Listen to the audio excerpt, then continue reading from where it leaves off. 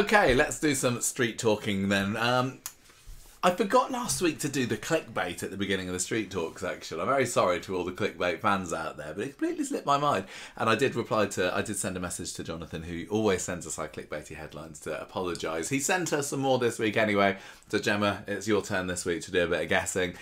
Starting off with an article from the Manchester... Was it which Coronation Street podcast has raised 1,000? Yeah, it should be. Coronation Street podcast raises a massive and insane amount of money for Dementia UK. You'll never guess how much. Yeah. Right, Coronation Street fans declare this is why, as Sally Metcalfe scenes trigger demand from the Manchester Evening News. So we are declaring this is why. What could that be talking about? Demand for what? Well, exactly what. What's she been up to? Fostering? No. What's she been up to this week? Cooking? What's she do? She had quite pivotal scenes earlier on this week, Gemma. Doing what? We're just about to talk about it. I don't know, if you cast your mind back to Monday, there was a little thing that happened that Sally was somewhat involved in. No, what? I don't know. What happened?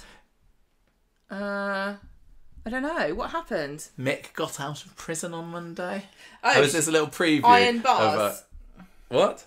Everyone wants an iron bar because Sally Metcalfe used it to scare him off. No, but you're not too far away. People are saying that she should be in it more because exactly she had a fantastic scene. This is it, yeah. People are saying more Sally Metcalfe on Coronation Street. They're saying they don't use her, they need to get more of the older actors on. They're saying that there's too many young uns in there, and that's what this article is about. You got it, well done. I've not heard anyone say anything like that before now. They're not saying it loud enough. Number 2, this is from South Wales Argus. Coronation Street fans want awkward relationship to stop. Who is in an awkward relationship, is it me according and you? to the South Wales Argus? I think it's me and you. Yeah, maybe. No, it's not. Who's in an awkward relationship? Yeah, it's just Debbie and Ronnie. No, that could be a good guess because I know that everybody's a massive fan Kit and Sarah? It's Kit and Sarah. Why? Yeah. Well, some people I are love saying them together. Do you really? I do actually. Oh, that's sweet. I think it's funny. It's like watching a stork with a hamster. I've just kind of given up now of letting. The last 3 relationships now that Sarah's been in, I've not been that overwhelmingly positive about. She always goes for the wrong person, doesn't she? Look, everybody seems to love her and Gary together. I was never that hot on it. But Adam and Sarah, no. Kit and Sarah, well, I just don't really like Kit. I don't know what I want. Worst ex ever? Who's that? Scooter McCuna? Neil Ferns. Neil Ferns, I don't think is in quite a fit state for resuming that relationship at the moment. He's a little bit ashen at the moment. It feels... If Sarah and Kit, people have been thinking that they were going to get together, over a year now, haven't they? Ever since there was that all evidence planting malarkey back about a year ago. Do you remember when he put... So it's been a long time coming. I'm not feeling the chemistry yet. But they told each other that they're falling for each other this week, so that was quite sweet, I suppose.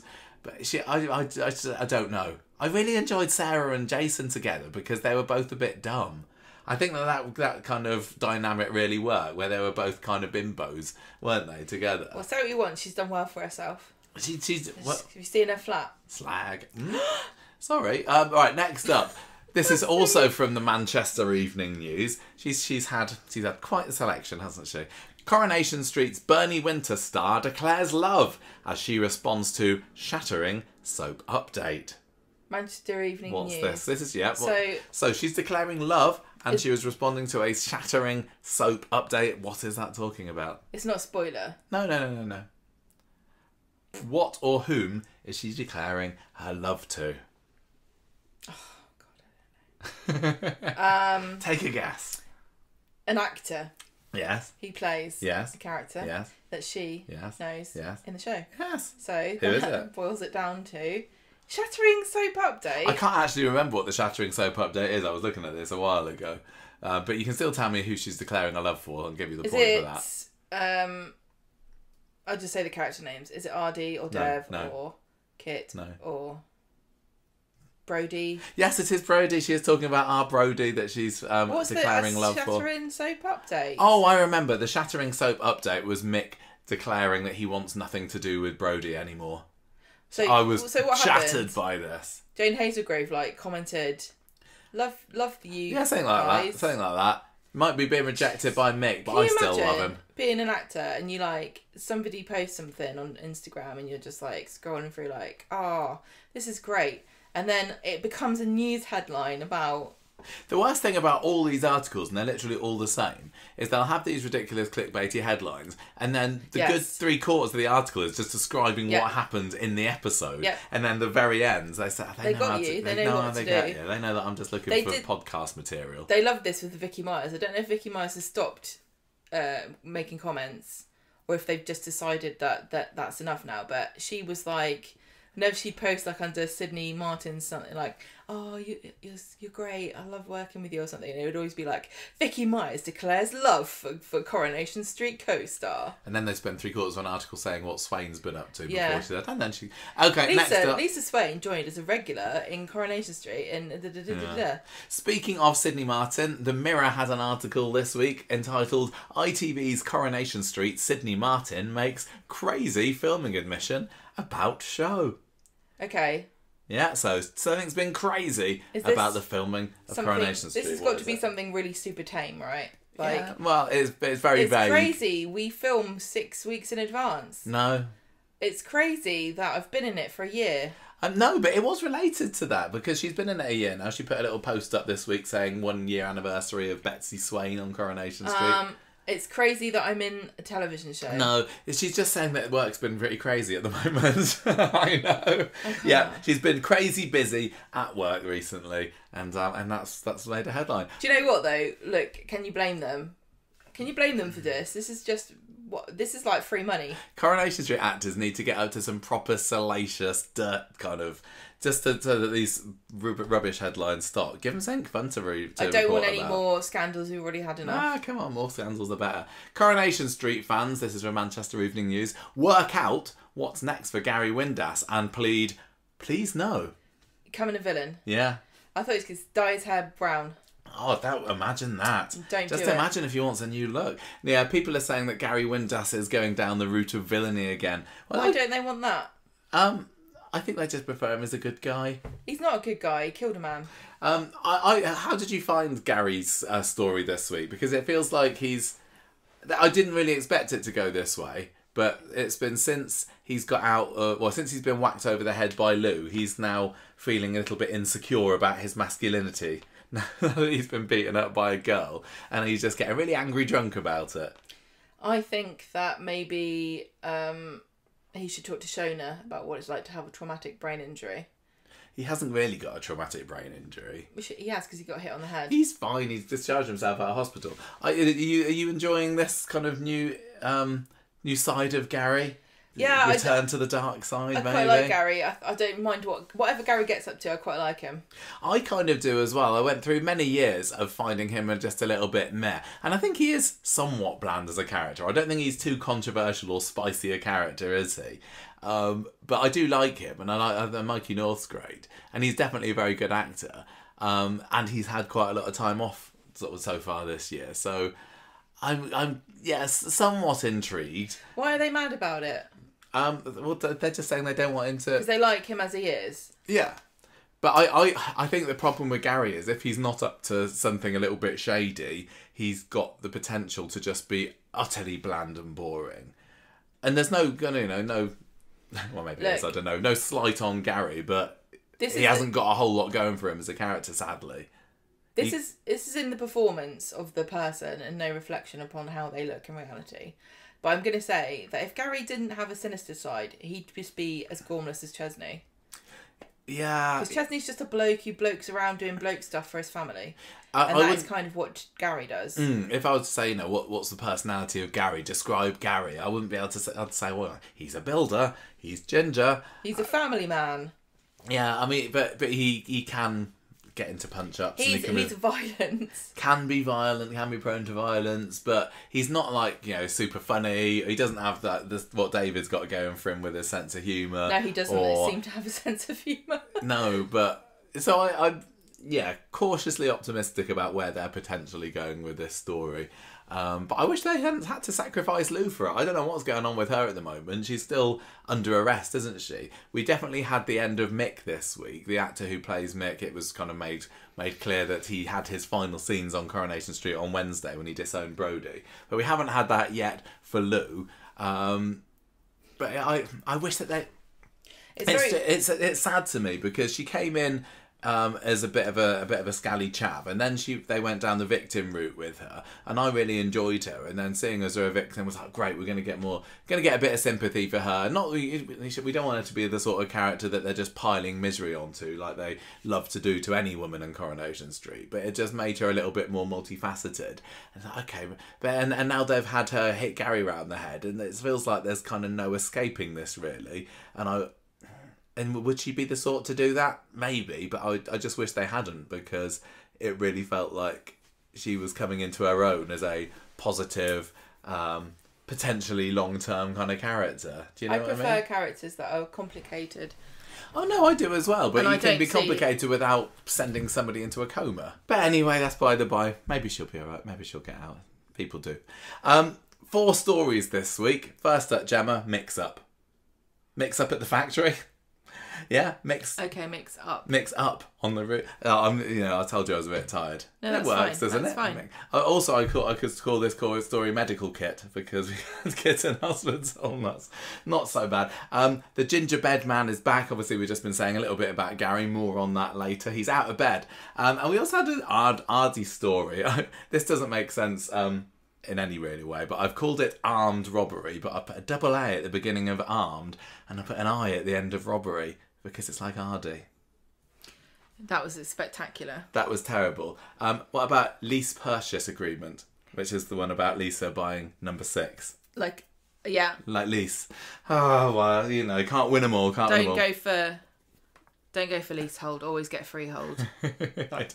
So I can't believe we've been saying this for months. I don't think anybody was seriously expecting Debbie to get it at the end, did they? It was far too tempting to get Swala, the new hottest couple in Coronation Street, right there in the middle of the posh side of the street. But I enjoyed the what do they call it, gazump off while it lasted.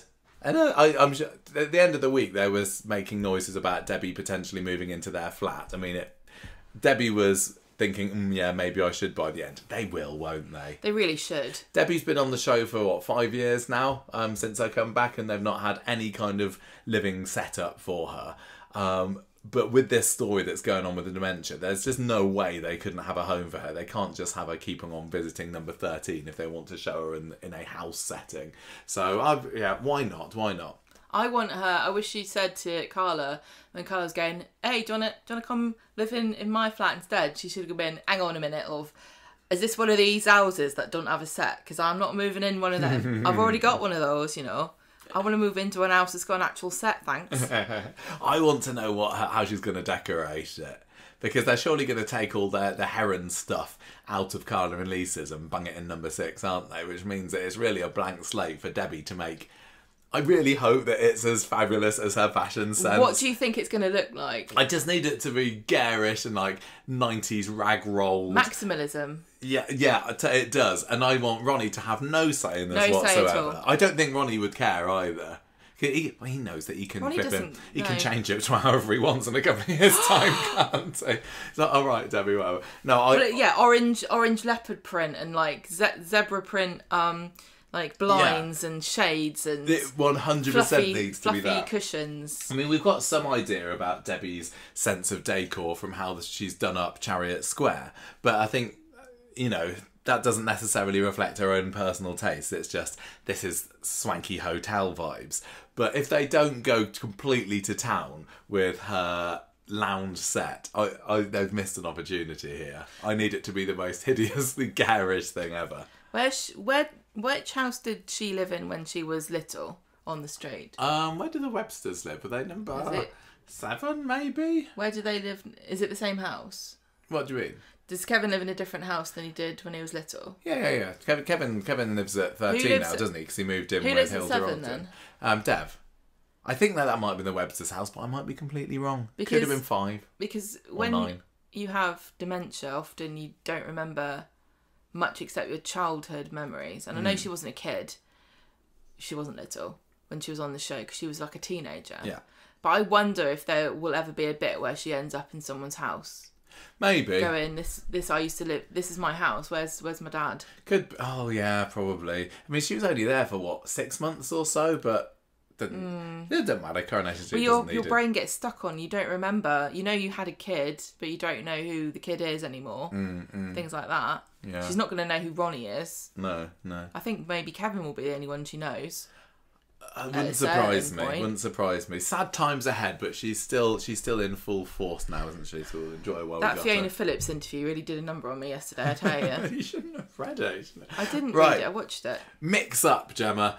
We had another big Corrie event episode on Monday, didn't we? They had a trailer for it, which I hadn't seen. Had you seen the trailer beforehand?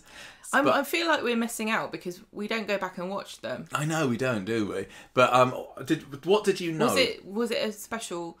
Was it just clips or was it like a filmed? Oh, just the clips. That's all they do. That's all they Okay. can afford to do these days. Did you know anything about Monday's episode before we watched it? Because literally, the extent of I my don't knowledge know. was there's a publicity shot of Mick standing in the street with a kind of grey, think moody I- background. Knew he'd been on a rampage. Yeah? Did you know that he was going to go to the school or the factory or... I don't think I did. I don't know. I'm sorry. I've got no brain power today. Did you... I think I said it on the short as well, what we recorded on Monday, but I found the whole concept of Monday's episode absolutely ludicrous. The conceit was like, yeah. So the beginning of Monday. Who's going to do this? I don't do this one. Right, I'm just going to say, at the beginning of Monday, he's got his phone in his cell and he gets a message going, yeah, let's go, right? And then I think the next time we see him, he's rolling on the floor. Falling off a laundry truck. Yeah, literally, the next time we see him, he's rolling along the floor like Jack Reacher, just been smuggled out of prison. There's Coronation Street's like, oh no, how are we gonna do a prison break storyline? Can you be bothered? He just gets out. He got out of prison, losers. Just Doesn't matter about the how, it's about what he does with this power. It's like, there's a clip from Mean Girls where one of the characters is like, oh, why are you so obsessed with me? And that's kind of like what Coronation Street is. If you ask a question about something that they haven't explained, they're like, why are you so obsessed with me? Oh my God. It was so stupid. And even worse was the fact that this is the second prison break story in 6 months. I know. And Rob Highfield Donovan- Prison's like, sorry, I know, I think what are we supposed to do about it? I think they really need to take a serious If look at there's their one security. thing- You'd have thought that after one murderer had got out, they might have upped it, but no. They're like, look, guys, if there's one thing people hate, it's being in prison. It's not our fault, okay? We try and make it fun for them.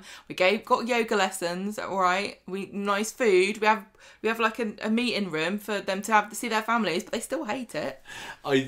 I almost kind of love the fact how they didn't bother to explain it. I know, It's they're just like, so low effort. we're not a prison escape documentary series, okay? This is Coronation Street. We're also not a hospital drama series, and we're also not a police procedural series. No more questions. It also just kind of ties into the complaint that I'm seeing against Coronation Street, which I definitely agree with to some extent, that they just want the next big thing to happen now and now and now. Doesn't need to lead up. Let's have something big happen. Like, you know, the party happening a couple of weeks ago before that event episode. Doesn't need to lead up. They're just having a party. We're going to plan it for the next day. Doesn't matter how he's going to he just gets out. At least with Rob, we did get a few weeks of, is he going to go in hospital? Is he going to escape from hospital? How are they going to get that happen? Is he actually going to escape at all? Has he found God? And with this, it was just like, he just gets out. He just gets out, okay? And then going on the rampage, it was just utterly ridiculous. Going to how did he get to the school? Why was nobody there chasing him? How did he get into the school? This is like surely how not did very he get? easy. That's exactly true. Not in how a did school. he get into the school? Because I would say that schools are going to have pretty good security. You can't just stroll in through the front door. I hate to say, like, if you saw a man strolling through the front gate of the school just wandering around, you'd immediately phone the police, go, help, there's a paedophile on the loose. You wouldn't be worried he's escaped from prison. He shouldn't be there at all. I can't remember whether he had a weapon with him at that point. Maybe he didn't, but seriously, utterly ridiculous that he managed to get into the school. then you had all the awful music and slow-mo shots as he was going help. through There's it. an escaped criminal making our children run slowly down the corridors, and we've got sports day tomorrow. We're going to be so Bless embarrassed. Sam, he's just not a sporty type, is he? No, He's they wouldn't like- have picked him for the team. and then, you know, from there they had him just appear in the street because, yeah, why not? He just managed to get there somehow. So what did he do? The whole Ran thing was- rampage in the school, and then he was like, I'm sorry. I'm done with this now. I'm sorry, I must leave. This is boring. And they were like, yeah, okay. Well, he came to see Joni, didn't he? Who very Wasn't conveniently happens to be having a transfer day just in the And how last did week he of know term. this? No, I think Brody had told him. Oh, by Brady's that a little point. snitch. Yeah, but I don't believe that that's what really happens with transfer days. I mean, it doesn't round at our school anyway. Generally, whole groups of Yeah. children will go together. It's not just one person saying, I'm starting in this school in September, can I rock up on the last week of term just to see what it's like and hang around the people that live near me? It doesn't work like that. And then if I get a bit stressed out after half an hour, can I actually just go home? No. Yeah. And then he makes his way to the street. It climbs up on the roof. But despite that, I really quite enjoyed it. You needed to like not worry. I think this is what Corey. I think that's what they're banking on. You know how at the beginning they go, oh, there will be scenes of distress and Yeah. a sexual assault or whatever. It should be like Coronation Street, and today we're inviting you to not think about any of this. Yeah. Make contain scenes that require you to suspend your disbelief. Yeah, like so that would be honestly that would be totally fine with me if they told me which of these are supposed to be serious storylines they've actually thought through, and which of them are just like, no, we just thought it'd be funny. Oh, it feels bad because that obviously some thought had been put into this. Yeah, I know, but they obviously also just went, look, there's no way, there's nothing we can write, okay, they're not going to bloody pick through and moan about, so just not bother doing it. And they went, yeah, what are they going to say about that then? They can't say anything if we didn't even write how we got out. They can't critique us then. Yeah. Is it our fault? It probably is. It was completely and utterly ridiculous and ludicrous, but I still found myself loving it despite it. And I think we both gave it a banging on Monday. This is what they didn't thought. we? It's like, it doesn't matter. It doesn't matter. But it's difficult though, because it's good for short-term gain, Gains, but yeah. that's it. But to contrast this with how they did Ardy's storyline, it's actually quite spectacular that in the same week you had somebody escape from prison and it was just like blah blah blah blah blah blah.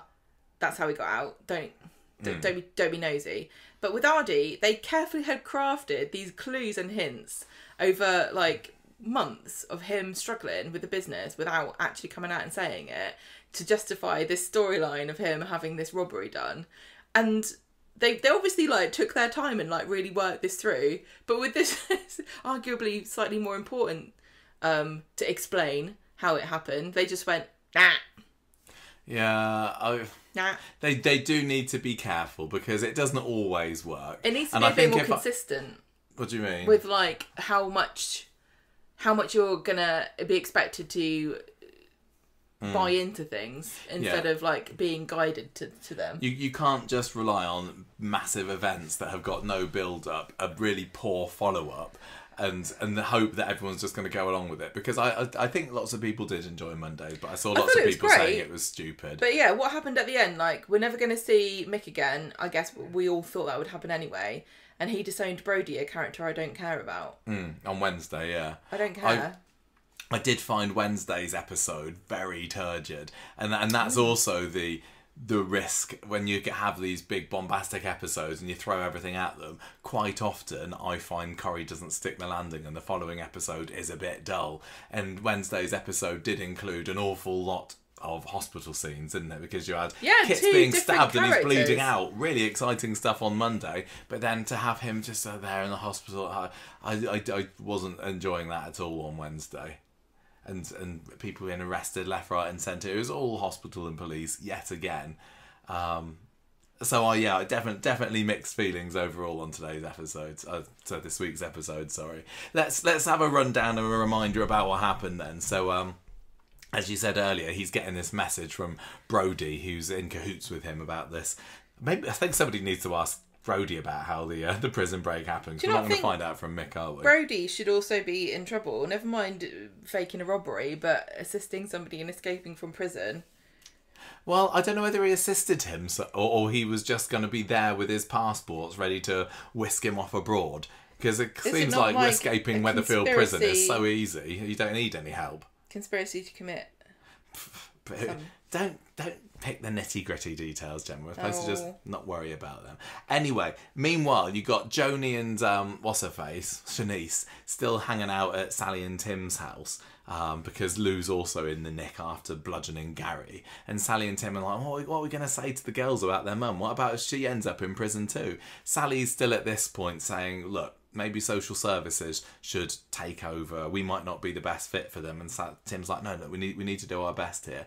Now, I really enjoyed Sally on Monday's episodes. And those we were talking earlier about in the clickbait segment about people saying, get more Sally. And today's episode 100% showed just how fantastic she is. And having her and Joni up on the roof and having all those scenes where she's comforting her and she's standing her ground against Mick, it was brilliant stuff. And you got over the course of the episode Sally deciding, oh yeah, I think we could look after the girls. So it was a bit of a turning point for her, wasn't it? Yeah, it was. And so yeah, I think that the heart. I don't think I'd have enjoyed the episode half as much if it didn't have these moments with Sally. So it was good that they put those in there. But anyway, Ruby and Sam and Jake are at the bus stop with some mysterious stranger. Oh wait, it's Lily. This was so odd. What a weird choice to make, and to not address her by name at all. Usually they'll do that, won't they? If they've got somebody who's a recast, they'll make it obvious by some character dialogue about who she is. But she was literally just sitting there, and for a while I was thinking, not for too long, but I was thinking, is that Grace? Because maybe I haven't, not Grace, sorry, that's the actress's name, isn't it? Is this Joni? Because we heard that she was going to be going for this taster day at Weatherfield High, and I thought that maybe they'd have. Well, she's a slight blonde, young thing. You're right, it doesn't look anything like her. But I told you I've got my face blindness. But yeah, so they've got rid of the old Lily. They've replaced her with the new. Any initial thoughts about this recasting? I heard some people say that she looks like she could be Rosie's kid. Which is I definitely agree with. Yeah, that's just similarities in the face. She looks like Shona. I know she's not related to Shona. No, she's Kylie's daughter, isn't she?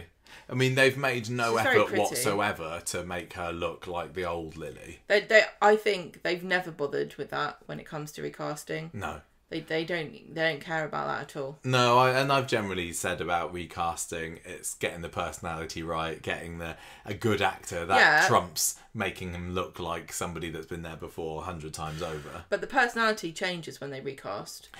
Often it does. We've still not seen a whole lot of Lily this week, have we? We get to there's a bit of controversy about something that Lily does partway through this episode. And I think, would the old Lily have done that? Like, what was the old Lily's personality? She was... Football. Apart from football, yeah, her and James did share that singular personality trait, didn't she? She was a bit of a cheeky madam, I think. Yeah, she was. She absolutely was. Yeah, she was... she... I don't really know. But this new Lily... the new Lily seems a little bit... I think. I don't know, the new Lily seems a little bit more prissy and prim. And like the old Lily, I kind of picture as being a bit of a loudmouth, a little bit, could be a bit obnoxious. You're right. And yeah, and this new one just seemed like she had her hair pulled back tight in a ponytail, and she was just sitting very calmly. I can definitely see her as being the sort of person who'd be like, miss, you gave us homework and nobody's handed it in yet. Yeah, I don't know why I'm getting that impression, because again, we've only had her in 3-4 scenes this week, but I'm sure we'll grow to love her. It's because she's very nicely put together and very prim looking.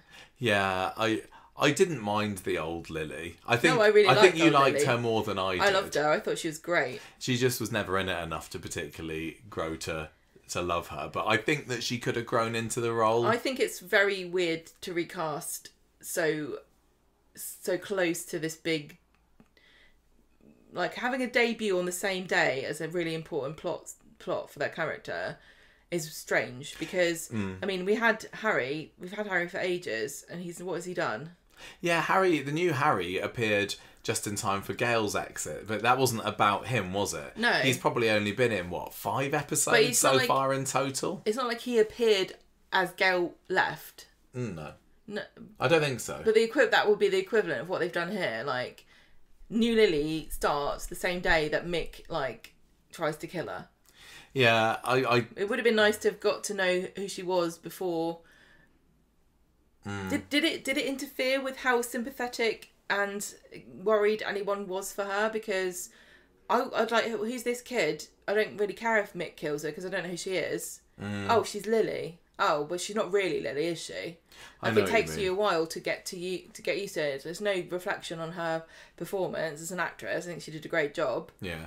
But you just don't know who she is yet. I will say that, as always, they seem to have cast an actress who's a couple of years older than she should be. And like, one thing that I wouldn't say, one thing that I wouldn't say about the old Lily was that she was kind of tall and bean-polish, and this new Lily is definitely very slim and svelte. She's big. She's taller. Lanky. She's going like, as in, early puberty lankiness she's got to her, hasn't she? But no, I thought I enjoyed her this week, and I assume that because they've recast her, they're gonna have something in the bag to give to her to do. Well, is this the story though? What she does when she's confronted with mortal peril? Yeah, I guess so.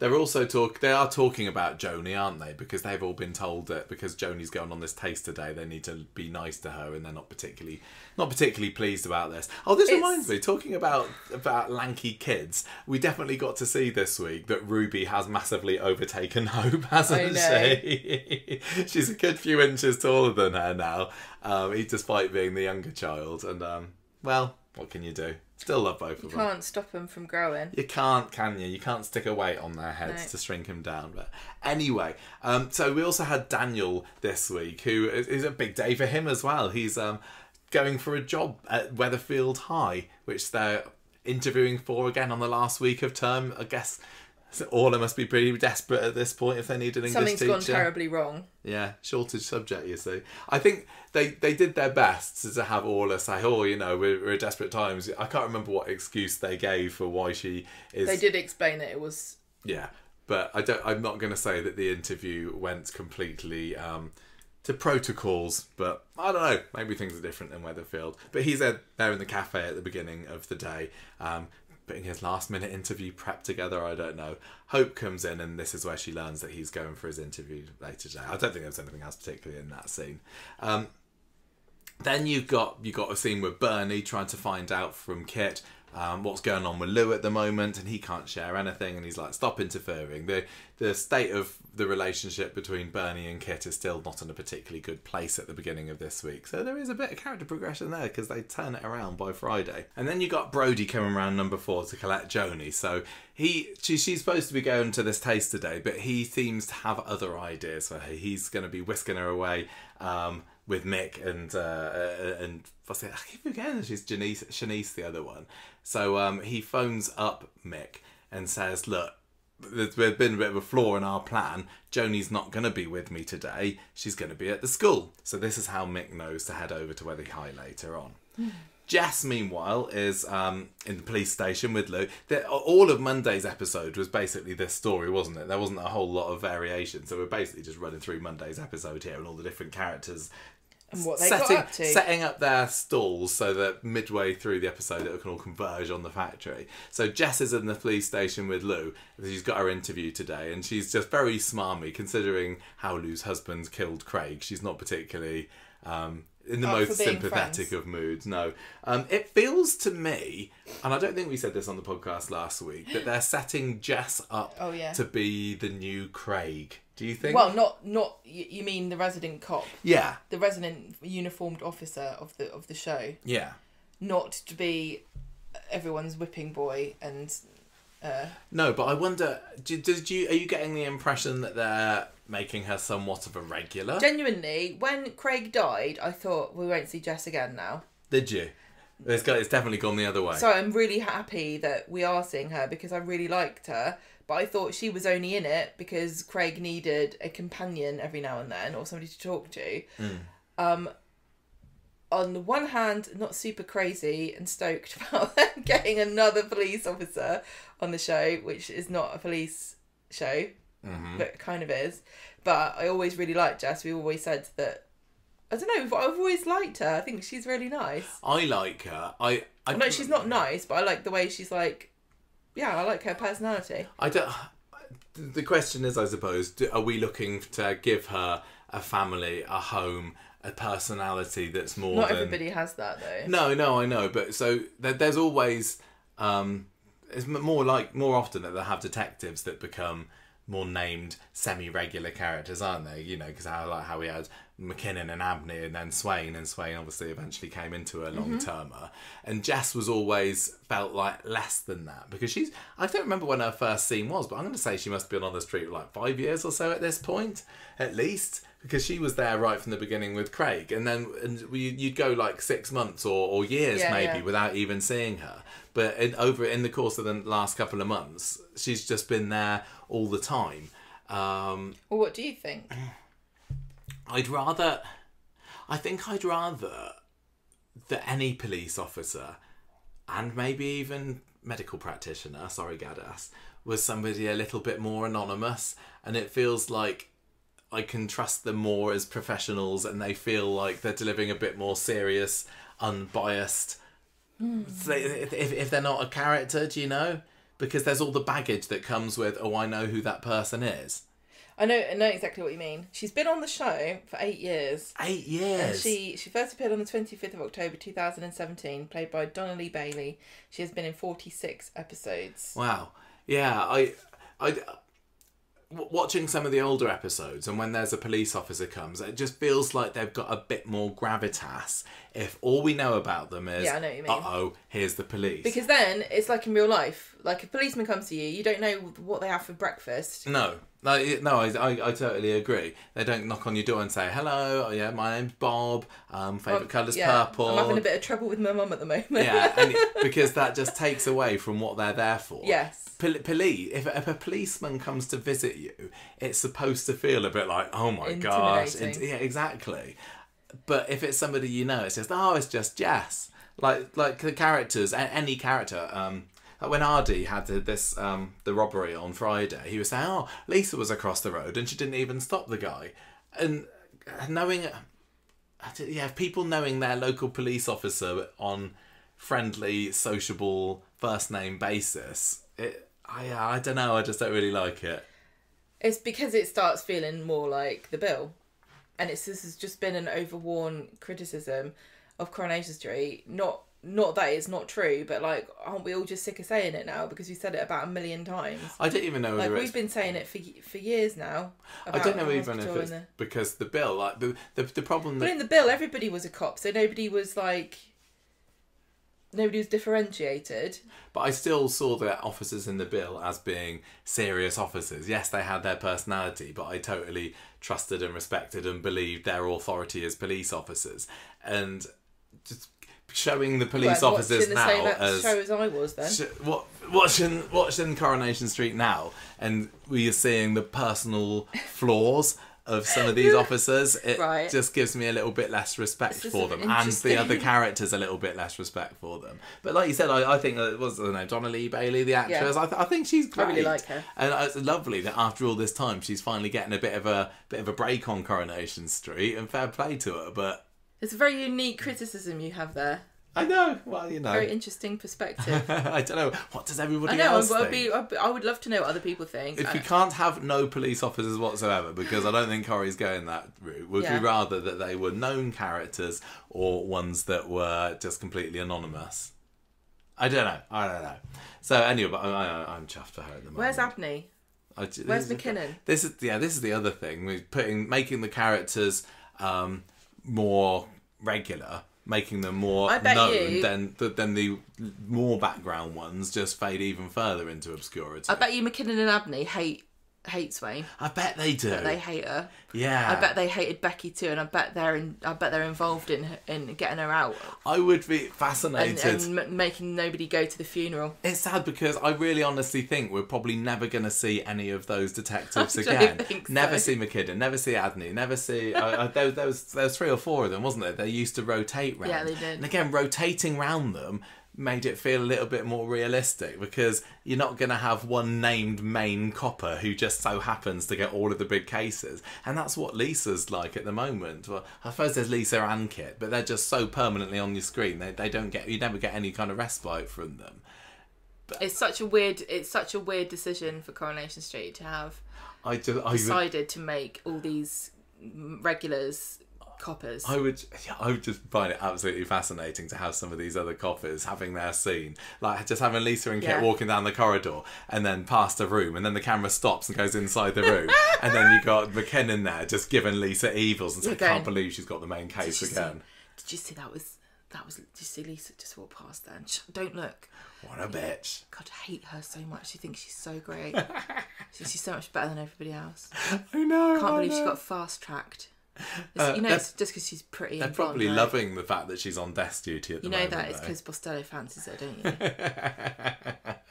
Anyway, do you not think though? She definitely seems like sort of a whiz kid, kind of like pretty lovely. Like from the outside, you just think she seems so perfect. If you worked at the same place that she was at, you'd be like, I hate that cow, because she doesn't seem also to like. I can't imagine her going, oh, it's so and so's birthday next week. Let's all buy a present. I can imagine her being like, what do you mean I've got to sign a card? It's pointless. I know. Anyway, so that's... can't just keep talking about police. So... They're making us do... They're turning Corrie us... is making us talk about They're the turning us police. into these people, Michael. I know. So, Bernie bumps into Brody. He's taking Shanice down the side of the Rovers, clearly trying to whisk her away to wherever. Where else to go but down the alleyway? It wasn't even down the alleyway, was it? It was just down the side rather than the back. And he's making out that she's ill and he's off to get some tablets and that's why she's out of school. But Bernie clearly smells a rat here and says, look, let's come over to Kit's house with me. Let's have some beans on toast or whatever.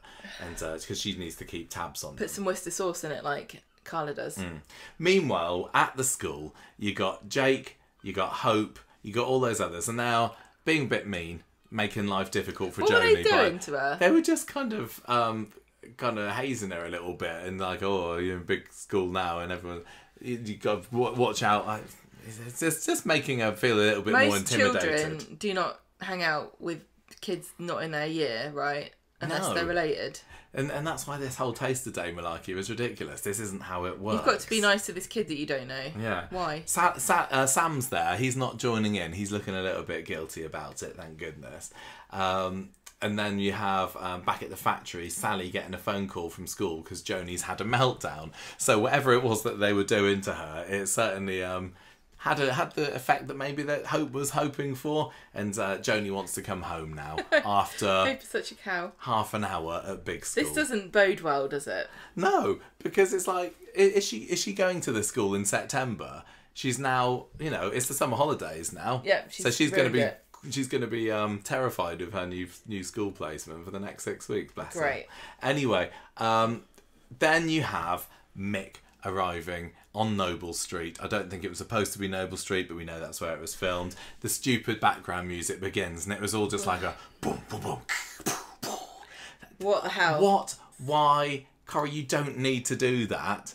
If it really is so momentous and dramatic that an escaped murderer is dropping off a lorry, then surely the storytelling, the visuals, the build-up and all that should be enough. It always felt like it was Corrie saying, yeah, we're not showing how he escaped. We haven't given this much build-up at all. It was just kind of mentioned off the cuff at the end of last episode. Let's add some tense music in just so that the viewers really know what to think.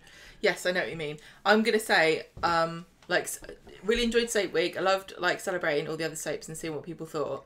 But when I was putting together some of the questions for the Soap Awards, I did watch a few clips of other soaps, and a lot of them do have music that's background music, and I was watching it going, oh no, this is so cringe. It's spreading to all the other soaps. No, it's not spreading to the soaps. They already have it. It's part of what they do, and I just thought, oh no, this is cringy. I can't. I hope Corrie doesn't do this. Really, really was, and that was all the way through. But obviously, when you're used to it, it must be really useful if the show has it generally as a matter of course. But I want to know, like, because Corrie only seems to do this now for tense dramatic scenes, like, but I'm sure that because like the Australian soaps, they have lots of background music, but they have like nice calm peaceful music in the jolly scenes, don't they? Yeah, they would, yeah. So then when you get this, it doesn't stand out quite so much, but every other scene is silent. And I'm not asking Corrie to start putting silly background music in all of it. Surely they can't afford it. Can't afford the rights. No, not the rights, but like that would be somebody's job. They'd have to employ somebody to buy the. You'd have to buy the rights music for it, and you'd have to edit it together. It just seems like such a waste of money. It would have been just as effective without, and I wouldn't have been rolling my eyes at it quite so much. It's just, we don't need it in Corrie. So Joni's turned up at the factory now. Sally's looking after her for the day, and she's given the task of sorting out the bobbins, isn't she? They kept saying bobbins. They said bobbins like 3 or 4 times in Monday's episode. Brilliant. As if they were trying to will us to score it as that. I don't know. Yeah, maybe they were like, oh no, it was just, it was... brainwashing. They did like it. They just said bobbins because we kept saying it. Well, yeah, we said it was banging in the end. Then you got Daniel's interview, and well, if you can call it that. So he's turned up at Mrs. Crawshaw's office, and I don't want to pull it apart too much, but it was somewhat similar to how I got my first teaching job. Do you remember when I was working at my first school? That was like 20 years ago. This was 20 years ago. Do that now. Thereabouts. But we were getting to July, and I still didn't have a job for that September. And a head teacher who'd heard of me because he had worked at another school that I applied for earlier in the year, but I just couldn't make it to the interview. He phoned me up on a whim and said, I'm desperate, I need somebody to teach a year 5 class in September. Do you want to just come along and see what you think? So I went to this school, and he just gave me a little tour around the school. We chatted, and at the end of the chat he said, do you want a job then? I was like, brilliant. Is this how you get a job? This is easy. What's everyone moaning about? But it doesn't work like that these days, and I'm going to say that I don't think that was how it was supposed to have been done back then either. I did have somewhat of an interview in about October maybe that year, because they're like, I suppose we need to do something, but I'd already been working at the school for 6 weeks by that point. But yeah, so Daniel comes into... it is possible. Daniel comes into Orla's office. He's told what dire strait she's in. And basically, it's just a bit of a foregone conclusion that he's going to go back to working there, isn't it? Well, would it not be a bit different for a returning I think probably teacher? Well, I don't think that she could be there on her own. Yeah, the governors would have to be involved for one thing. Oh, boring Surely governors. He'd have to do some kind of lesson observation or task. A teacher interview isn't just turn up and do an interview. You've got a million other jobs that you have to do to prove you got what it takes. And I suppose they do know that already about Daniel, but yeah, I think that it probably goes against some kind of recruitment policy to just let anybody turn up. This is all going to come out. If they're known, and then just say, yeah, you can have a job. Don't worry, this is all going to come out. There's going to be disciplinary in October for Mrs. Crawshaw. She's going to get fired. And even doing it at this time of the year, like leaving it to the last week of term, I don't know whether there's many teaching interviews that happen in mid-July, but there we go. What do you think about the fact that Daniel's no longer going to be working at the STC? Maybe a relief. That's what I'm thinking. Because it's the one less prison thing. Yeah. They can't have scenes, surely, at the STC if they're not going to put Daniel there. They've run out of naughty boys, have they? I think maybe they have. But they've got a good set of young teens at the moment, haven't they? I really like the Hope, Ruby, Sam, and now I guess Joni dynamic. Oh, what, we're going to have there. Grange Hill now, are we? Well, maybe we will. We know that Corrie like putting their young kids in at the moment. It wouldn't surprise me if they're just going to have more stories there, and so that's why they've migrated Daniel to the normal school. Incredibly likely, but my question is, who's going to get blinded? Oh, from Grange Hill.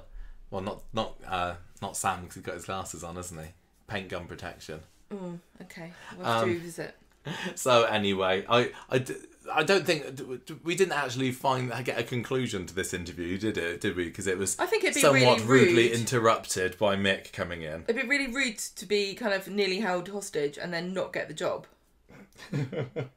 Well, it depends. Like, Daniel was probably thinking, oh my god, should I just stand in front of her and protect her like a human shield? Is that going to give me brownie points in the interview? I'd be thinking, if I play my cards right here, she could get killed and I could say she gave me the job. Who is the deputy head of Weatherfield High now? Well, maybe he's going to go for that job. Maybe he will. Yeah, I mean, the main questions, or some of the main questions you're asked in teaching interviews these days, are all about safeguarding. So I think they should have literally had her in the middle of a question. So I'm going to just give you a scenario here, Mr. Osborne. Say a crazy armed killer were to burst into the school at the moment. Just what safeguarding measures would you put in place for that? And then actually Mick comes in. But I assume Daniel's got the job out of it. Well, if I was Daniel, I'd say it looks like you need some serious help with your safeguarding, Miss Crawshaw, because I'm not sure how you managed to let an escaped prisoner into the school. I know if I was Daniel, I'd be like, maybe I don't want this job anymore. Maybe it is safer at the STC. Yeah, it's like all the prisoners are under control where I work normally, not running around the halls. So yeah, that mix. But he obviously wasn't phased by it. He's like, I deal with hardened, tough guys every day. It's just my bread and butter, Mrs. Crawshaw. Get behind me, I'll save you. Do you think that they're going to do anything more with a potential romance between the two of them? Because I'm sure that Orla came on to Daniel at one point because she just had a breakup from Mr. Crawshaw, hadn't she? Is she? Is Daniel Dade? Oh no, or was she? Or was? No, her. What? No, I just couldn't remember. It was Gadas that's a lesbian, isn't it? Orla is definitely. Well, we've always said that Orla Crawshaw and Dr. Gadas should get together, yeah. And I think everybody really wants that. I mean, well, I don't know. So anyway, we've learnt that Mick is on the loose. We see Lou getting a phone call going, what? How? And yeah, she's clearly in the dark about this. But I love the scene where Jess kind of shoves her back in the cell and Lou's there kind of giving a bit of a grin, like, go on, my son. So Mick arrives at the school, and who gave that director carte blanche to put in whatever stupid sound effects and visual effects that he wanted? Because it didn't work, did it? It wasn't even like a crowd. Maybe if it was like a full crowded corridor or something with children just darting this way and that, it would have been somewhat effective. But all you had was Sam there standing by the lockers. And are there only about 5 children in this school? Because all the main things that happened on this episode just so happened to happen to our beloved characters. But yeah, he's standing there. Mick just appears. Sam turns round, legs it. Lily's there at the end of the corridor as well. They just do this ridiculous slow-mo running off, totally unnecessary. Lily goes into a classroom, slams the door in poor Sam's face, and then Mick's like, I'm not even coming after you, and goes off down a different way. This is what I didn't understand about this scene. What do you mean? How do Sam and Lily know who Mick is? Well, you know, everybody knows the local cop killer. And was Mick... I guess... Do they really care? Would kids follow the news like that? Well, it's also because they know who Joni is, because Joni's just been there today on her transfer day, hasn't she? And this is Joni's dad. Okay, but I just thought it was a bit weird because he wasn't... He just, like, appeared and they all ran away like he had a gun or something. Or a weapon. He didn't. He just looked grumpy, didn't he? I'm not bashing kids, but are they that switched on that if they saw just a man in the school, they would run away? Or would they not go, is that just someone going to fix something? No, I think Sam would know who this guy is. Do you? Yes, he's killed a neighbour. He wasn't menacing them, was he? He just stood there and they all ran away. What was he going to do to them? Nothing. I would prefer it if there was actual danger in this scene. There wasn't danger in this scene, was there? They were scared of him. I was not. I had no fear at all that Sam was going to be in any kind of danger. Did them running make you go, oh, there is danger here? Maybe that's what they were going for. Because it didn't me. I just thought, what are they running away for? He's not going to get there. He doesn't care about them. He's not come to get them. He's not even come to hurt his own daughter. He's come to get her out of school. Yeah, so that they can fly abroad somewhere. Yeah, you're right. Why are they all running around scared? It just felt like an overreaction, and I know that it obviously in some instances kids probably would react like this. I just thought it felt like Corey was going, look how scary it is. Oh, he's a horrible man. Well, he ends up going to Crawshaw's office, doesn't he? I think he's been smeared by this scene. I don't know how he knows where Crawshaw's office is. Although, did Brody go to that school? Maybe that's how. Probably used to sitting and he's in there being berated by her. He's demanding that she get Joni for him, and Orla's like, "Well, she's gone home." I'm not sure whether Mrs. Crawshaw would know the ins and outs of. She goes, he come and look in the email. She's trying to get him out of the way of everybody. Oh yeah, she had an email. She's like, come and see the email. I'll prove to you that she's not here. Yeah, and it ends in a bit of a fracas where Daniel is trying to do something on his phone. Really obviously. Mick finds out. They have a bit of a push and a shove, and Daniel and Orla are basically locked in her office together. And Orla's like, oh no, we're stuck together. Only one thing we can do now, Daniel, is make out. We have to repopulate the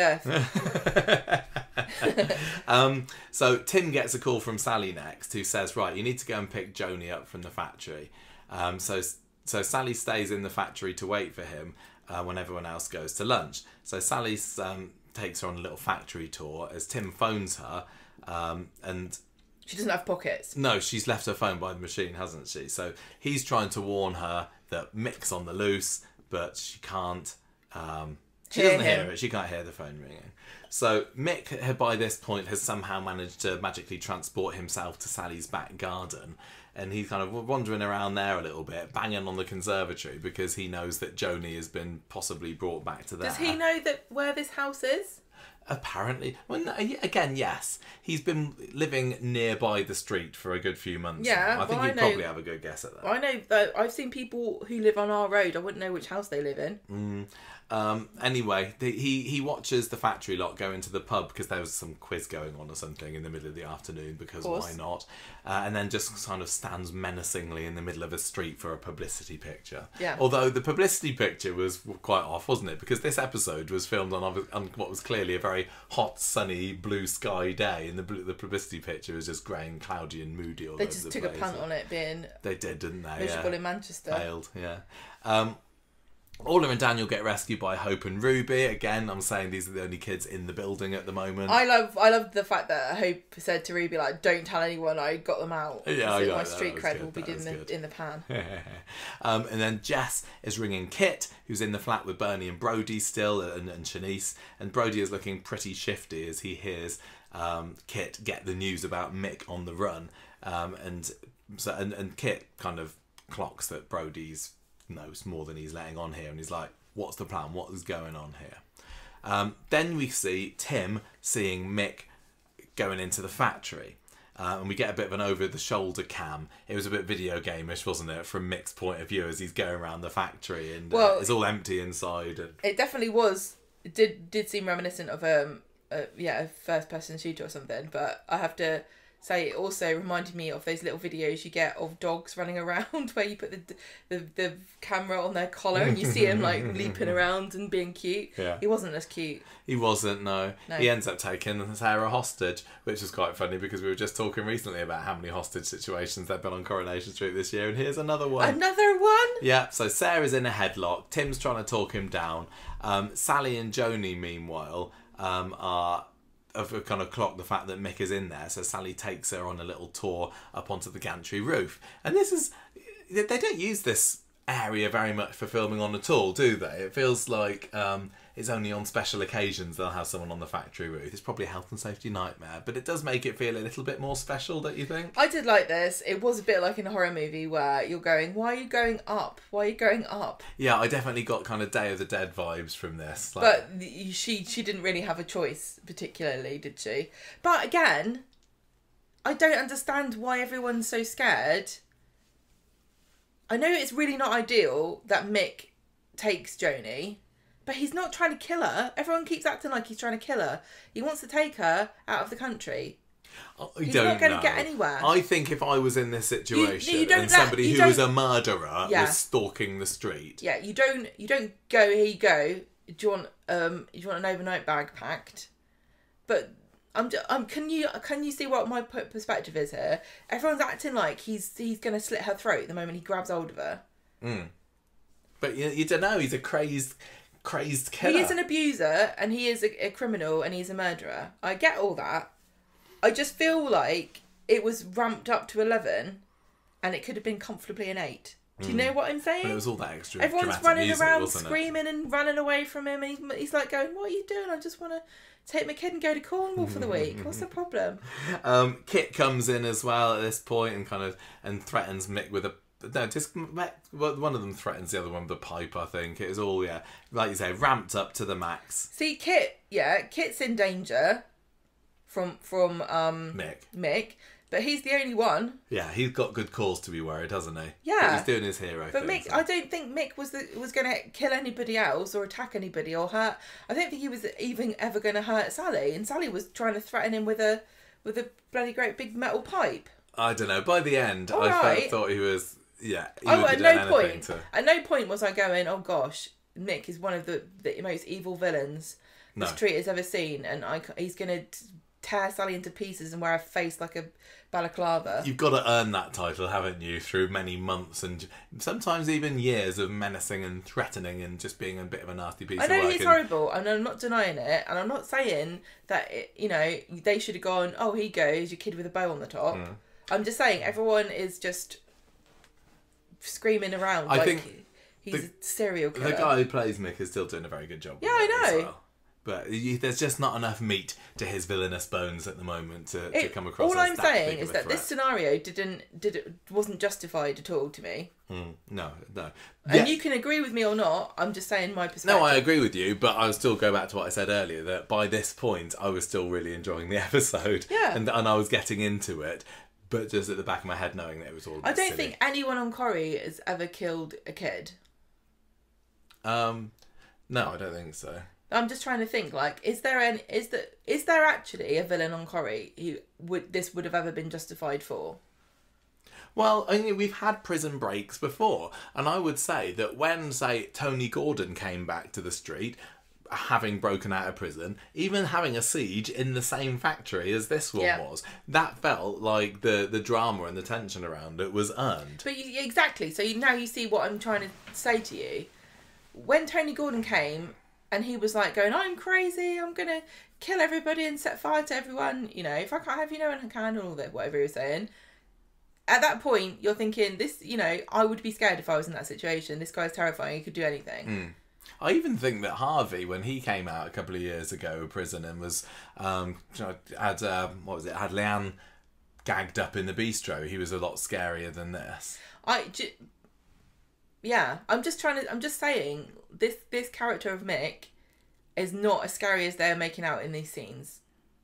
No, totally. I'm just thinking like, who was it that stole Bethany and then got run over? What are you talking? Oh, Alison. I'd be more scared of her coming after Joni. You know what I mean? Because you'd be like, "No, you crackers! You don't know what you're doing." She was a bit more unhinged, wasn't she? Yeah. But he's not though. Do you see? Can you see my point now? Yeah, I can. I think sometimes I over-explain things because you don't seem to get what I'm saying, or you're trying to disagree with me. But it's still my opinion. No, it's fine. So then we had the scenes with Sally and Joni on the roof, and these were superb. I really, really enjoyed these, and having Sally there being the one that was up there, A, because she's a magnificent actress, B, because she's got so much history on the show that I really do care about her, C, it was a bit of a pivotal turning point in the characters' thoughts about should we adopt these children or foster them or what have you. I thought for many reasons these were all really good. Plus they got kind of some callbacks as well, because they were hiding behind the what was it they called it, the gossip cloud making machines, and they were talking about Sophie. And Joni says, "Oh, do you speak to your daughter much? Do you miss her?" And Sally's like, "Oh yeah, I really miss her, but I miss them as they were." And this is the beginning of her starting to realise that she quite fancies a bit of young blood around the house again. That might be quite nice actually. And Joni blurts out that she's glad that her dad went to prison because he scares her. I feel so bad for this kid. This is justification, I guess, for why Sally is scared of Mick and wants to stop Joni from going with him. Because of what she just said here. Yeah. Well, Joni still says she wants her mum back. But that's sad. Yeah, but I don't think she's poor kid. Not going to get her. I'm getting it's weird because the Michaelis, they were in it for a good, 2-3 months at least before these girls ever appeared. We were joking that they weren't even cast. Yeah. But it feels at the moment that they could have a longer history, a longer stay in the show than both Mick and Lou. But it's bizarre because I don't think it doesn't make sense to me. And again, Not knocking the actresses, but I'm just fed up with making disclaimers like that. But who watched Corrie and went, "Oh, we need another 2 children"? No, I know. I totally agree. I'm not against it's overrun it. with the things. I'm not against any particular edition in general terms, but we always say the cast is too big. I don't think that children are that interesting as characters, and I think that I'm much more invested in a child I've watched grow up. So I much would rather see what's Hope and Ruby doing, you know. But it feels like, especially like we were saying, with Daniel getting the job at the school, there's going to be some sort of school-based stories that are going to be lined up here. So having, there's what, 6, 7 kids now that are all in a similar age group. But can I just add that Corrie really doesn't know how to do any stories for children except for they're bullying each other. Yeah, exactly. What story has there been? Hope seems to be being lined up as a bit of a bully. I've been traumatised by something that happened. Oh yeah, well that's what happens to Sam later in the week. That's literally all that happens to children on the show at the moment, and I'm not really interested in seeing more of those storylines. Yeah, it repeats the same thing, you're right. So Kit, meanwhile, is still downstairs with Mick trying to calm him down, and Mick's kind of joking about the fact that he's been on a negotiator course or something. But then they hear voices outside because the police have arrived by this point. They're shouting up to Sally, so Mick and Kit get into a bit of a fight. This is a really decent fight, I thought, between these two. Yeah, this was like a Starts proper... downstairs, goes up ladders and everything. It was one of the best ones they've had for years. This was great. Well done. Yeah.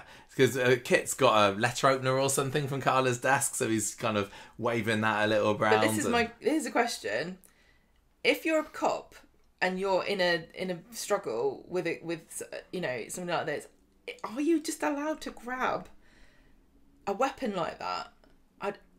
Would you not get in super big trouble for like trying to stab a guy to death with a letter opener? And if it upholds the law, then you've got carte blanche. I know, but I'm just thinking. Kit doesn't care what his rules say. No, He's a renegade. How's he going to explain it? Oh, he grabbed the letter opener and stabbed himself with it. Actually, I've written that Kit grabs the letter opener, but it may well have been. I think it was Mick. Yeah, it might have been Mick. Doesn't matter. But anyway, they have this chase. They go upstairs. Kit's trying to stop Mick climbing the ladder to get up to the roof where Sally and Joni are. And again, going back to what I said about he's not a scary guy. He did pick this letter opener up. That is quite scary, but he was only trying to get Kit. Yeah.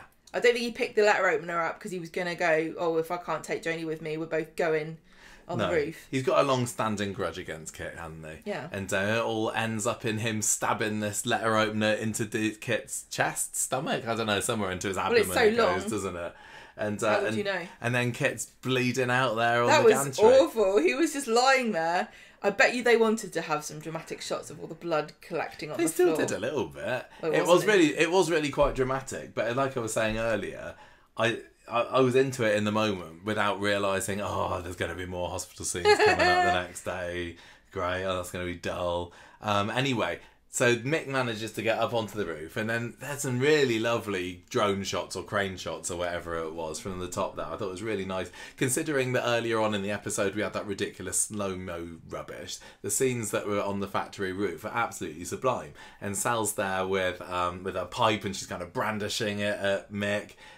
Fair play to her. Very brave. She is a very brave kind of soul, isn't she, Sal? If only Mick had just explained he wanted to make sandcastles down at the beach, she would have let him go. I know.